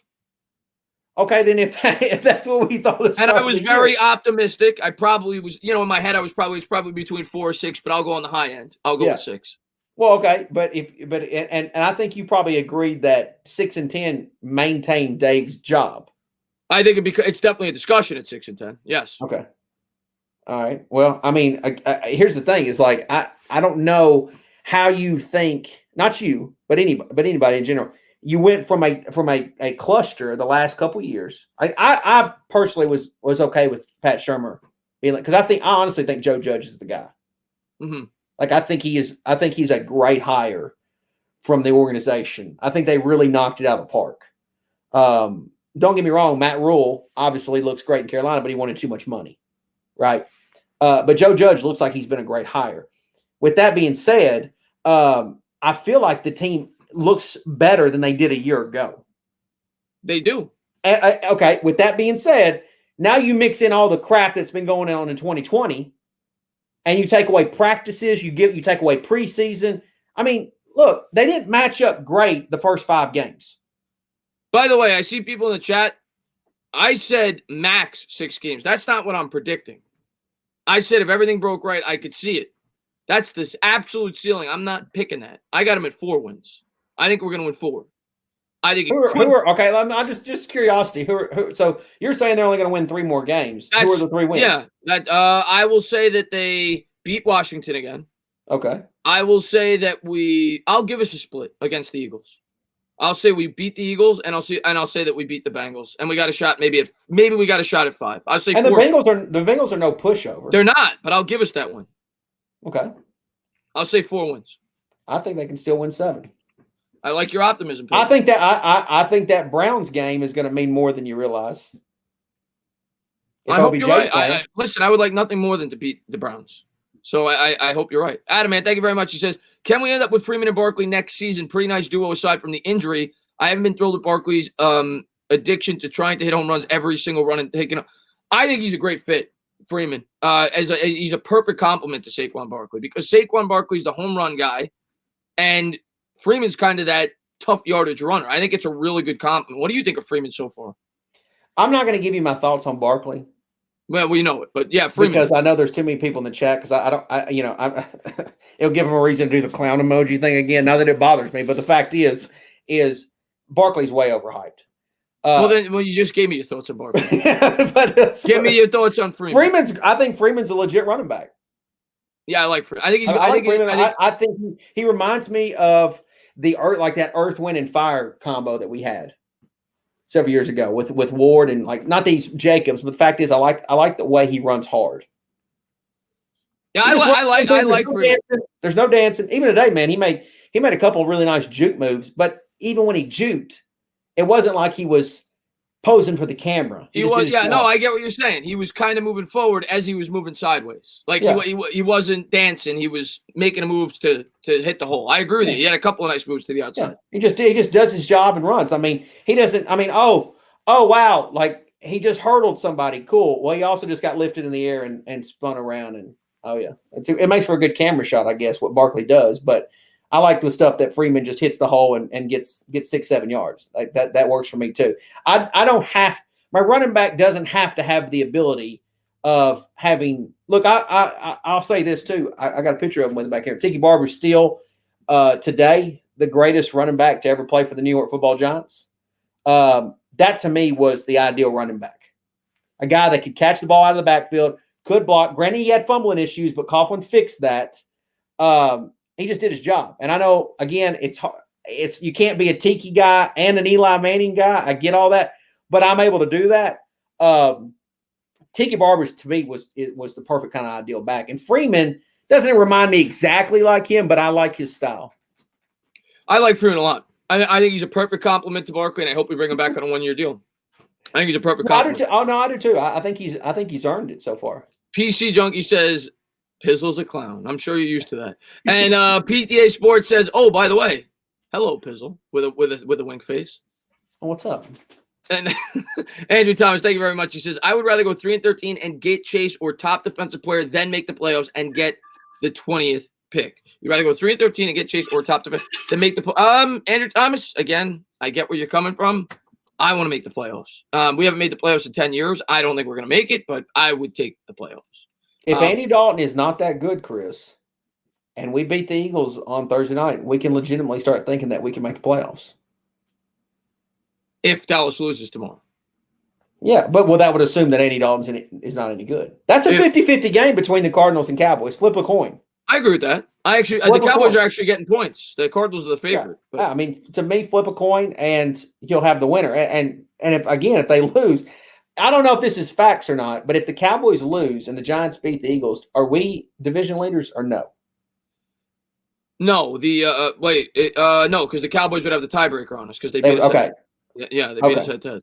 But then if the Cowboys lost that week, they'd still have 2 wins, and so would we. Oh, they'd have the tiebreaker. But we'll see what happens tomorrow. Raymond, man, thank you very much, man. Pizzle, grow your hair and beard for the entire offseason if they go 8-8. Oh, I mean, I think 8-8 makes playoffs. 8-8 definitely makes the playoffs. In this, I don't know how anybody could like. How do you? I mean, seriously, Chris, like, how do you watch the game today and like, oh man, please, Washington, please get this 2-point conversion, please. Wouldn't that just make you a Washington fan? It wasn't me. I'll tell you that. But that's what I'm saying is like the logic. Like, I wish you would just tell your people. I wish you just tell a lot of your subscribers. Well, no, I am not gonna tell. No, I'm not their be all end all. I tell people my opinion. That. I get that. I get what you're saying. I want other perspectives. I want other perspectives. I just think that's crazy. Not you. I'm just saying. I just think that mindset is crazy. I mean, we played 5. The Giants need to. I just want to read this before I lose it. The Giants need to start the defense, not the offense, when it comes to rebuilding. Miss Punky says, "Thank you very much." And Nick Wick says, "Pizzle, give me and Chris what you're smoking. We need it." I think the defense is leaps and bounds better. When you throw in Xavier McKinney, right, to this defense, he hasn't played yet. I think that it's going to be even better. I think this defense. I think this defense is really freaking good, really good. We need 2 pieces still. Okay, a pass rusher, but I think and a second corner. And then no, I don't even know if he needs corner. You think Lewis is the guy? You think Lewis is the guy? I just think when you insert Xavier McKinney, okay, to that secondary, it's gonna give you one of your pieces that you're wanting, okay? Because I think Holmes is really good. I think Bradbury is really good. I don't love Julian Love. I just don't think he makes any plays. I think Peppers can be good. I haven't given up on Valentine yet, but I have. I shouldn't say given up, but he's not close yet for me to feel comfortable putting. I haven't given up on. I haven't given up on him. I haven't given up on him. He's got a couple. I mean, look again, and this is another thing too. That secondary should have Baker in it, but it doesn't. I know, but my point is when you're team building, every person in here can say, "Oh, well, Dave screwed up there." But the fact is, every single person in here, if we were the general manager, we would have assumed that Baker was going to be outside with Bradbury. Which, if it would have been, you're talking about 2 really good quality cornerbacks. So, I mean, our defense actually, if things didn't happen the way they happened, would have been even better than it is now.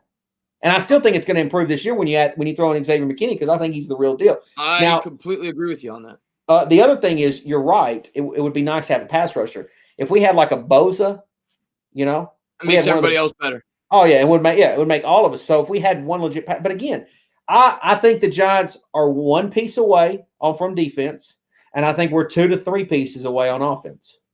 I agree with that. I'm saying I would say between 4 and 6 pieces. We need a big-time impact player on offense, a playmaker, and we need a big-time playmaker on defense. And we need a couple of pieces here and there. I agree with that. Pete, man, thank you very much. Saquon is overhyped. Judge was a great hire. 2 things that I can agree with Pizzle on. So Pete agrees with you on something.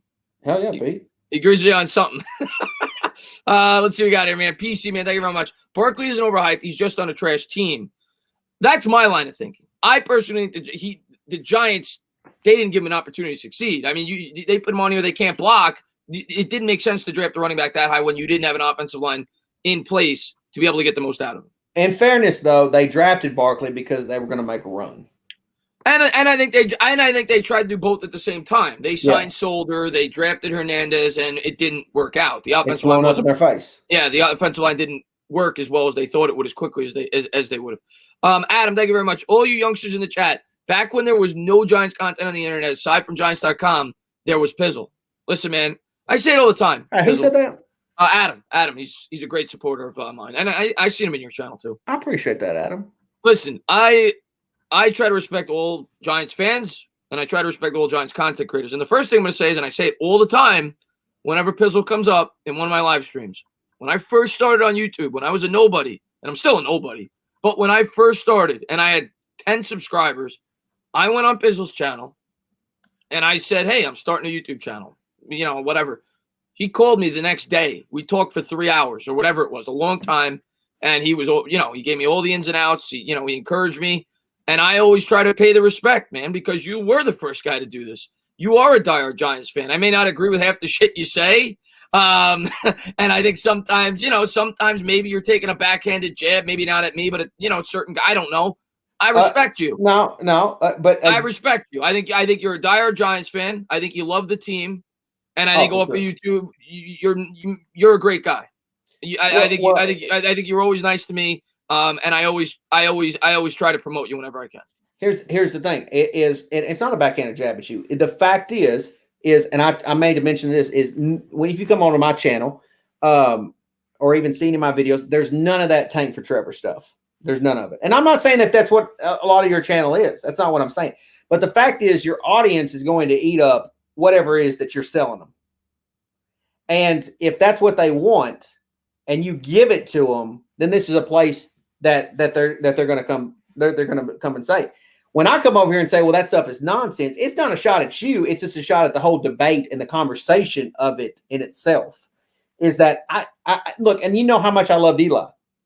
I don't even think that even replacing. I said for years that replacing Eli is not going to change everything for the Giants, because there was a lot of people that said just get another quarterback and everything will get fixed, right? Well, that didn't happen. And now you're already the guy who you replaced Eli with. You're already basically saying you're ready to replace him with somebody else. You haven't even given him a chance, right? You haven't even, honestly, you haven't given him a chance. You gave him a chance last year. He wasn't healthy the whole time. Then you've given him a chance this year with a completely new staff. I mean, I'll even give that haven't you made that argument saying that this is another system? It was you or somebody else. No, it was me. It was somebody. It probably is. Is that I watched a video where you're talking about, look, he's already in another system. And I really believe that when you listen to Joe Judge, you listen to Jason Garrett, you listen to Daniel Jones, these are some smart human beings. Like, they're smart guys and they're football guys. They're going to figure it out. Just giving up on them after 5 games, which is what a majority of people did, is just silly that you would do that on a 16-game schedule. You're allowing – it's a marathon, not a sprint. And I understand that the great thing about football, or what makes football entertaining, is the fact that every game matters, right? It's not like baseball where it's a 162-game grind. Football is a 16-game kind of sprint, if you will, and so every game matters. But where the Giants were, we went to rock bottom, Chris. Since I've been watching the team, we've never been this. We hit rock bottom when we went down to the number 2 overall pick. That's rock bottom. Yeah. Well, and we've been bottom 6 the last 3 years. Yeah, and it looks like we could be headed there again. And what's frustrating is I understand the many years of losing. I get that, but it's not fair to put all of the previous losing on Joe Judge or even Daniel Jones. Daniel Jones wasn't a part of this team 2 years ago. Joe Judge wasn't a part of this team 2 years ago. Pizzle, I say the same thing. Okay, well, what I'm saying is I say the same thing. But the thing is, you get worn down after a while because you feel like you're repetitive. You feel like everyone says you're making excuses. But yeah, Daniel Jones got dealt a tough hand. I'm not going to tell you he didn't. Dimitri, man, thank you very much. I appreciate it. He says, we played way better last week than today, in my opinion. I agree with that. I agree, even though we're playing lost, better every week. This week, I think we didn't play as well as last week. I think we played the last 2 weeks, actually, that we played better than today. But we lost because we played better football teams. Independent, man, thank you very much. He says, would you all have picked offensive guard Quenton Nelson over Barkley? Go ahead. Say that again? No, would you have taken Nelson at 2? I mean, looking at it, yes, now I would have. Yeah, now I think I would say yes. I mean, at the time, I kind of thought Barkley was a good idea, but now I realize that I was an idiot at that moment. Like I can take the L on that. I can eat the crow. You know what I'm saying? It's like Nelson on this team now would be a completely different. Our team would be completely different. I feel like. Yeah, here's the thing, man. For me, because I get the Nelson question all the time. My answer is this. If Will Hernandez worked out, which he still might, I actually think Hernandez has been playing better. I don't hate Hernandez. If Hernandez works out and he's a great guard, nobody talks about Nelson because we drafted a guard in the second round. So that was always my take on that. Personally, and I wasn't on YouTube during the draft, I wanted the Giants to trade down. I wanted the Giants to trade out of 2 and get multiple assets to try to fill in other holes. I would have traded down if I was the GM, if I could have. Okay. Yeah, that's just me. That's just me. I mean, looking at it, Dave Gettleman has not done a good job at the high draft picks. The draft picks that your mama and everybody else's mama should have been able to get right. He hasn't got those picks right. Well, we don't know yet with Jones, but it's not trending. No, I mean, yeah, that's what. Well, I mean, according to a lot of people in the chat, they said Barkley. Some of it's bad luck with the injury, but yeah, I mean, you can't. And NYG, thank you very much. Just put Ryan at cornerback. He just put Logan Ryan at cornerback. I didn't want to lose that. And Bano says, why did we not have Andrew out there? And how did Parrott do in his? The reason he wasn't out there is because he got punished because he missed a meeting. That's why he didn't start the game. What did you think? Okay. I meant to ask you that. What did you think of the musical chairs at the tackle position today? I understood the punishment. Like, I like that. I like that he said, you're late to a meeting. That's Tom Coughlin. That's what Tom Coughlin did. You're late to a meeting. But what did you think of when they benched him for the first quarter and then brought him back in and then benched him again? Like, I personally didn't like that. I didn't like the constant switching. Okay, let me ask you this. What has been the worst position? Who has played the worst on our offense? The tackles. The tackles. The tackles. Yeah. Yeah. Well, if that is the case, then something has to be something has to change. But then just play Parrott. Like, why are you bringing him in and then taking him out? You want this isn't basketball. This is, Yeah, you're right. I mean, but you want your 4th overall selection to be a leader. Yeah. You want your number 1 draft picks to be a leader. And you want them to, okay, you were late for a meeting.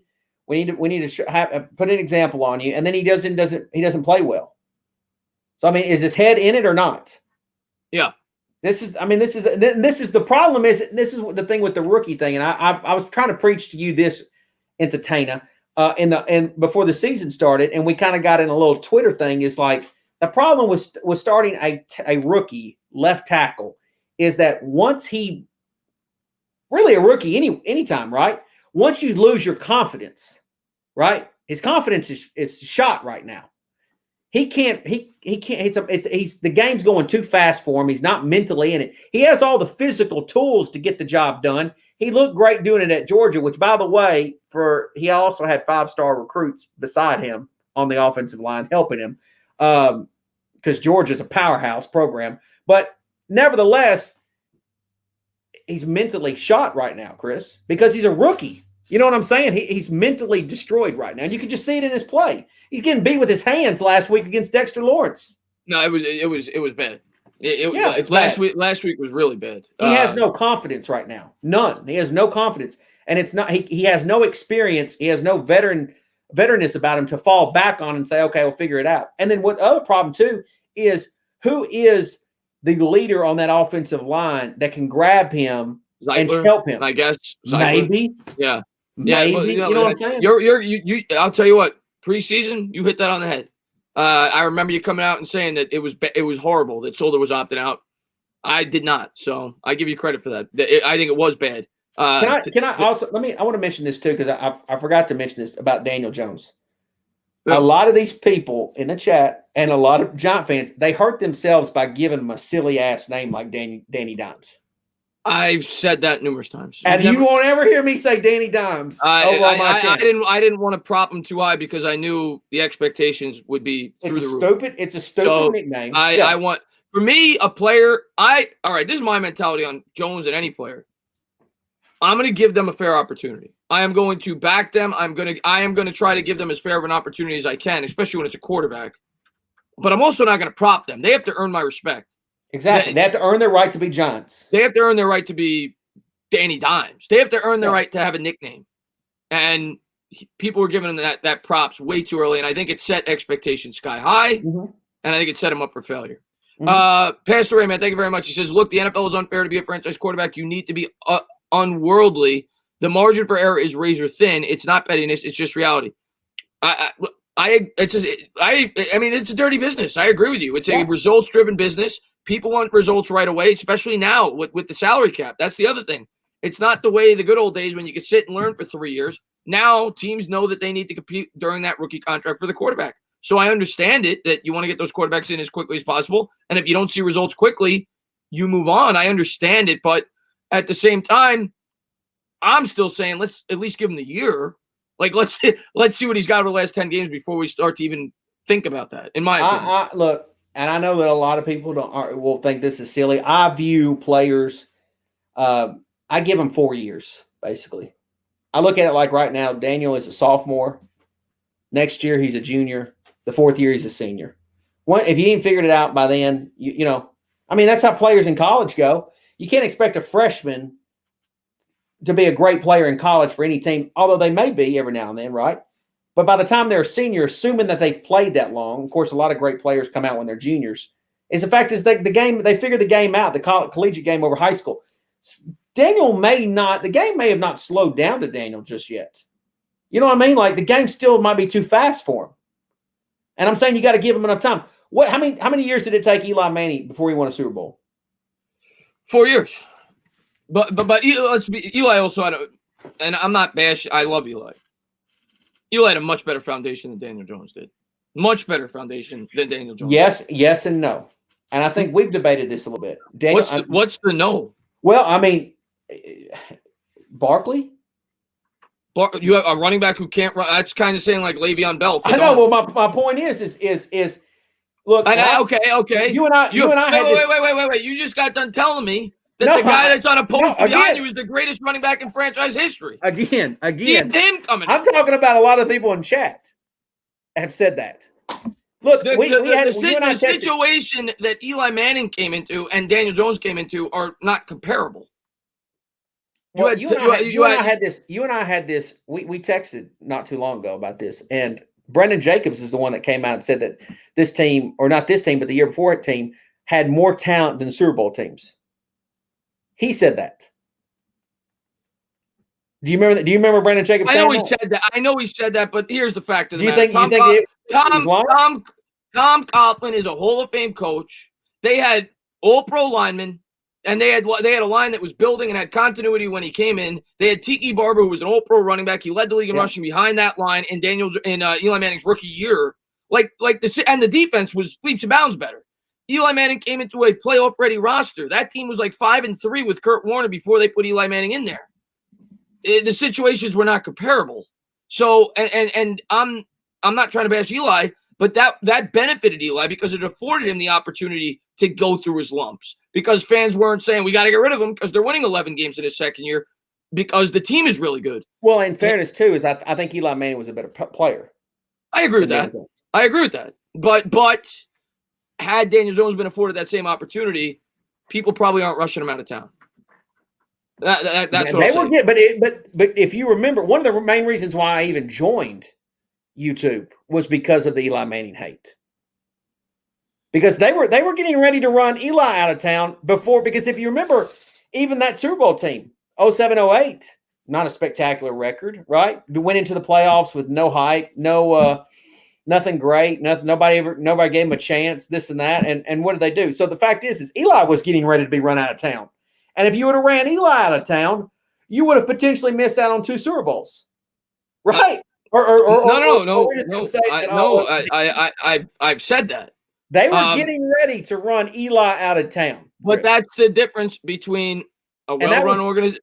The Giants back then were a well-run organization. They had the pieces in place before they brought in the quarterback. But they still had didn't do that for Daniel Jones. No, I get that. I get what you're saying. But again, it's not like they had any Super Bowl success. No, but they had a competitive football team. You're saying players, and you're assuming at that time that the players were much better. What I'm saying is it's easy to say, yeah, the players were much better because of what they ended up overall achieving. You see what I'm saying? It's like, okay, yeah, they won the Super Bowl. So your mind is telling you like, well, okay, those were better players. But I don't know if you agree. I don't know if you would have said that if they didn't make the playoffs in 07-08 and didn't achieve anything. You see what I'm saying? You get what I'm saying is your brain is telling you he had better players around him. Yeah, Daniel Jones could absolutely use the offensive line Eli had. could absolutely use Plaxico Burress. Look, Jeremy Shockey, better tight end than Evan Ingram. Yeah. Plaxico Burress. And the defense had Michael Strahan. The defense had Hall of Famers on that defense. So it's not even not even close. The line was really good. Absolutely. And you had Tom Coughlin. I mean, it's not comparable. Ligman, man, thank you very much. He says you can't. No, I'm sorry. Go ahead. I just want to make sure I don't lose it. He says you can't tank. Look at Gase. His job is on the line. Gase is gone. I can't believe they haven't fired him yet. And Prison Mike says, what happened to Andrew Thomas? Why was he benched? I've already talked about that, Prison Mike, but it was because of it was a punishment because he showed up late to a meeting. So they benched him to start. And Roldy, man, thank you very much. Chris, you got to bring on another Giants. I try to bring on every Giants YouTuber. I try to get different perspectives. That's what I try to do. And I know a lot of people, Pizzle's a guy that puts his opinion out there. Some people, it is what it is. I find it, I like getting different perspectives. But he says, Chris, you got to bring on another Giants YouTuber that is going to challenge you, that will put their fandom aside, not another fandom YouTuber like yourself. Is that not what's happening here? I think we're going at it, but he says it took Eli 3 years to win his first Super Bowl. I feel like I try to put my fandom aside. I just look at it differently than you, Roldy. And Duchess says, okay, so why isn't DJ playing better than Eli Pizzle? Duchess question. Why is he not playing better? I don't think he's as good as Eli. Yeah.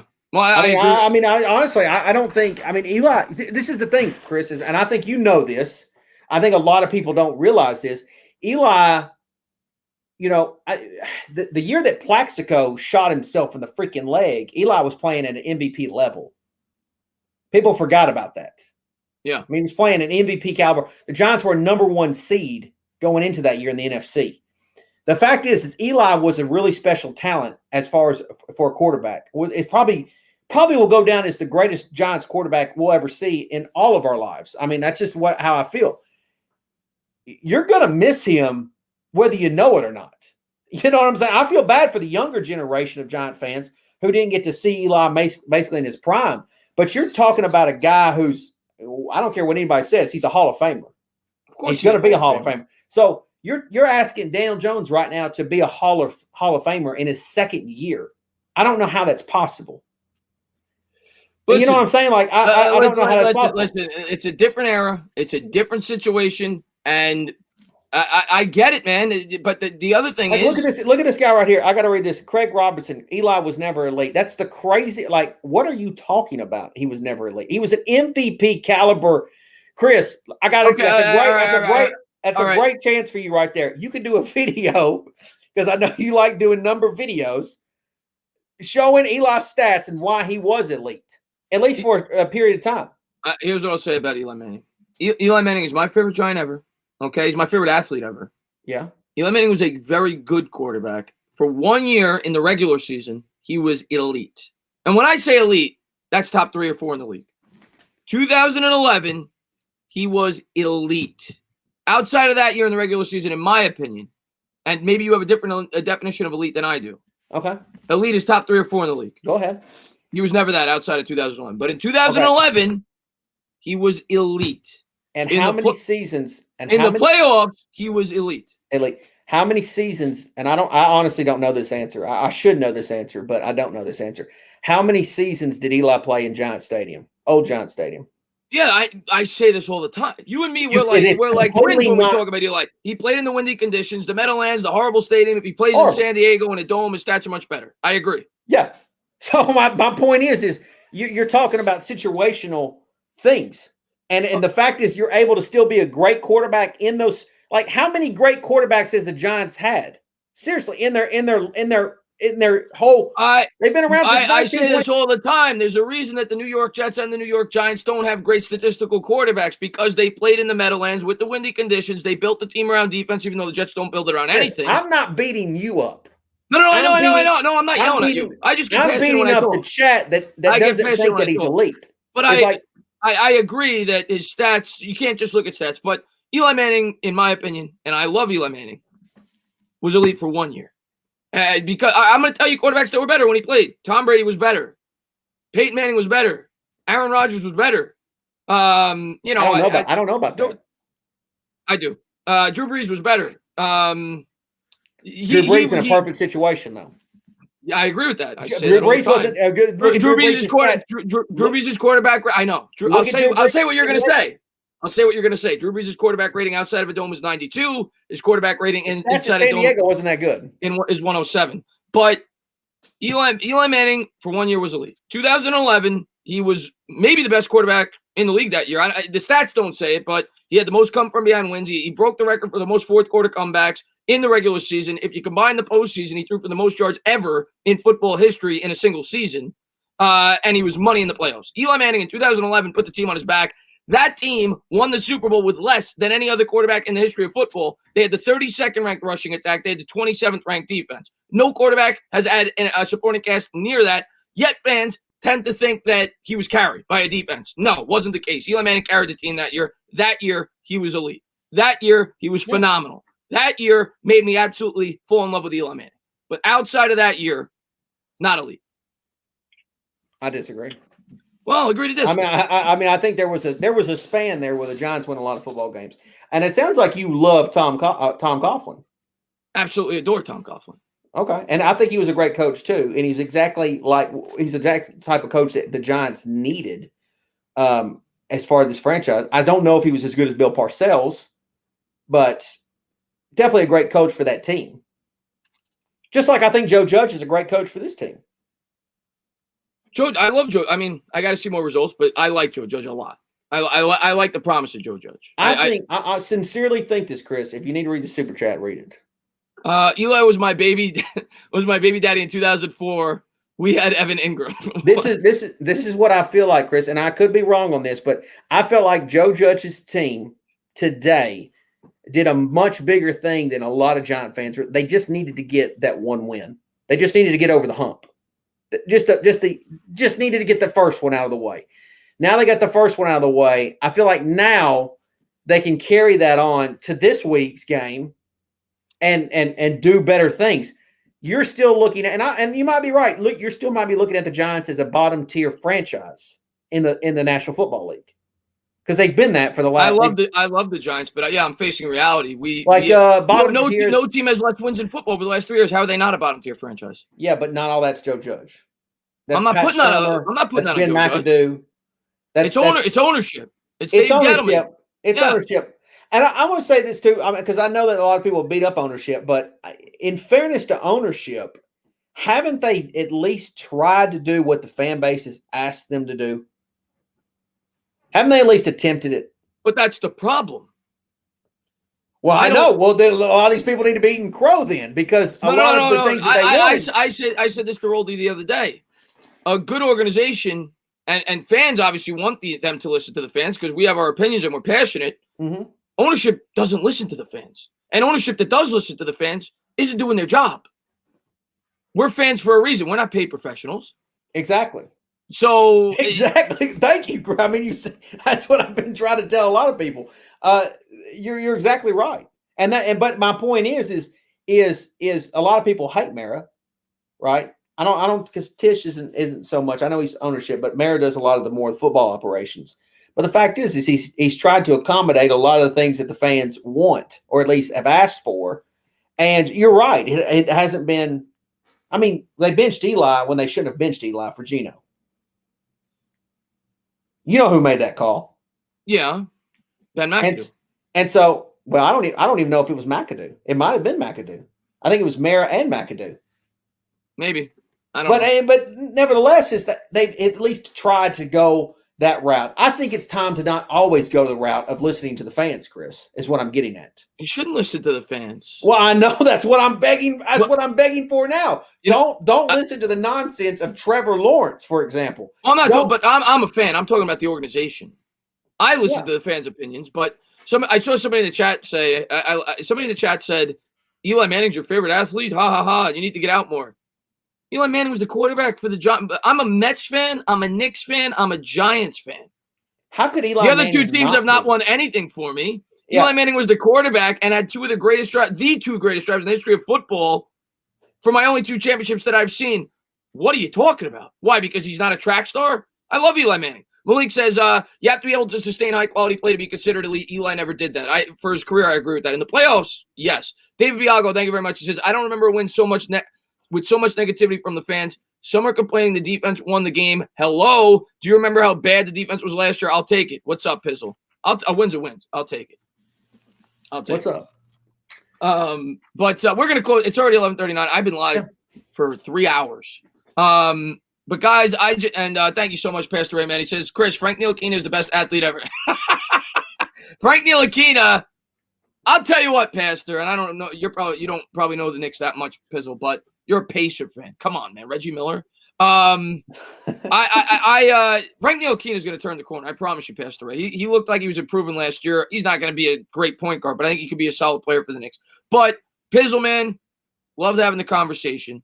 Thank you for coming on. Look, again, I don't know if a lot of people are open to my interpretation. I think there's a lot of people that still think the way I think. I don't think I'm on an island by myself here in a lot of my thoughts and my opinions, because there's obviously I have subscribers and people that say a lot of the things like, oh, I agree with whatever you're saying.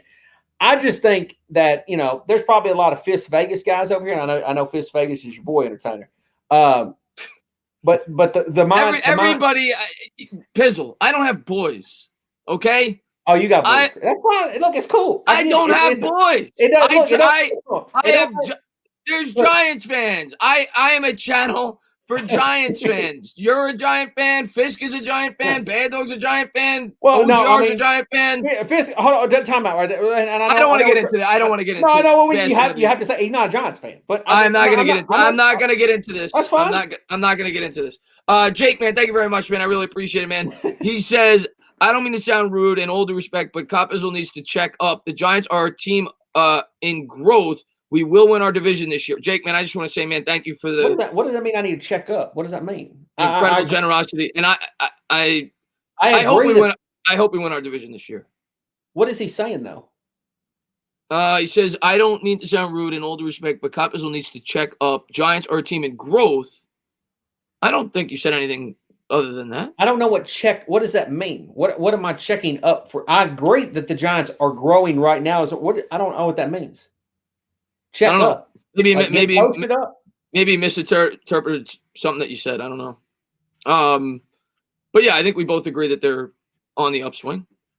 And Pastor Ray says, Pizzle, ironically, Fisk agrees with you on Daniel Jones. Fisk is above and beyond with Daniel Jones. He said he was the next Peyton Manning. But Fisk plays the YouTube game, but that's just neither here nor there. But Pizzle, I want to say thank you so much for coming on. You're welcome. Thanks for having me. I know you polarize it sometimes, and people but I want you to. And by the way, I want to say I'll come on your channel anytime. Okay. And anytime you want to have me on, I'll come on and talk Giants with you. Thank you for coming on. Okay, and I want to say thank you to everybody for in the chat. I do appreciate each and every one of you guys. Thank you guys for all the love, all the support. You always show the Giants community. We got into it a little bit. It was fun. No, we did what you're supposed to do. Yeah, we had a conversation. This is real YouTube. We had a conversation, and I had fun doing it. But like I said, man, I'd love to come on your channel. I'd love to talk Giants with you anytime. And thank you for doing what you do on YouTube. Thank you for being a great Giants fan. No, I'll say this. I like the great thing about Giants. I don't think that any other organization has this, and if they do, correct me if I'm wrong. But there's not a football organization that has the type of diversity of different type of content creators on YouTube than Giants, right? You have so many different. There's you and Bad Dog are very similar, right? The other guys they do things that I do. So my style is completely different from your style, which is a good thing. I think if we all did the exact same way, it would be dull and it wouldn't be good for all the ones that subscribe to our channels and look for our views. At the end of the day, it's all about supporting Big Blue and what's best for the organization. And the fact is, just like politics, we're not always going to agree on how the direction of the country or the team should go, right?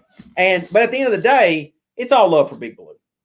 That's always what I say, man. That's why I respect everybody's opinion. Everybody wants what's best. We just think that there's different paths to get about going there.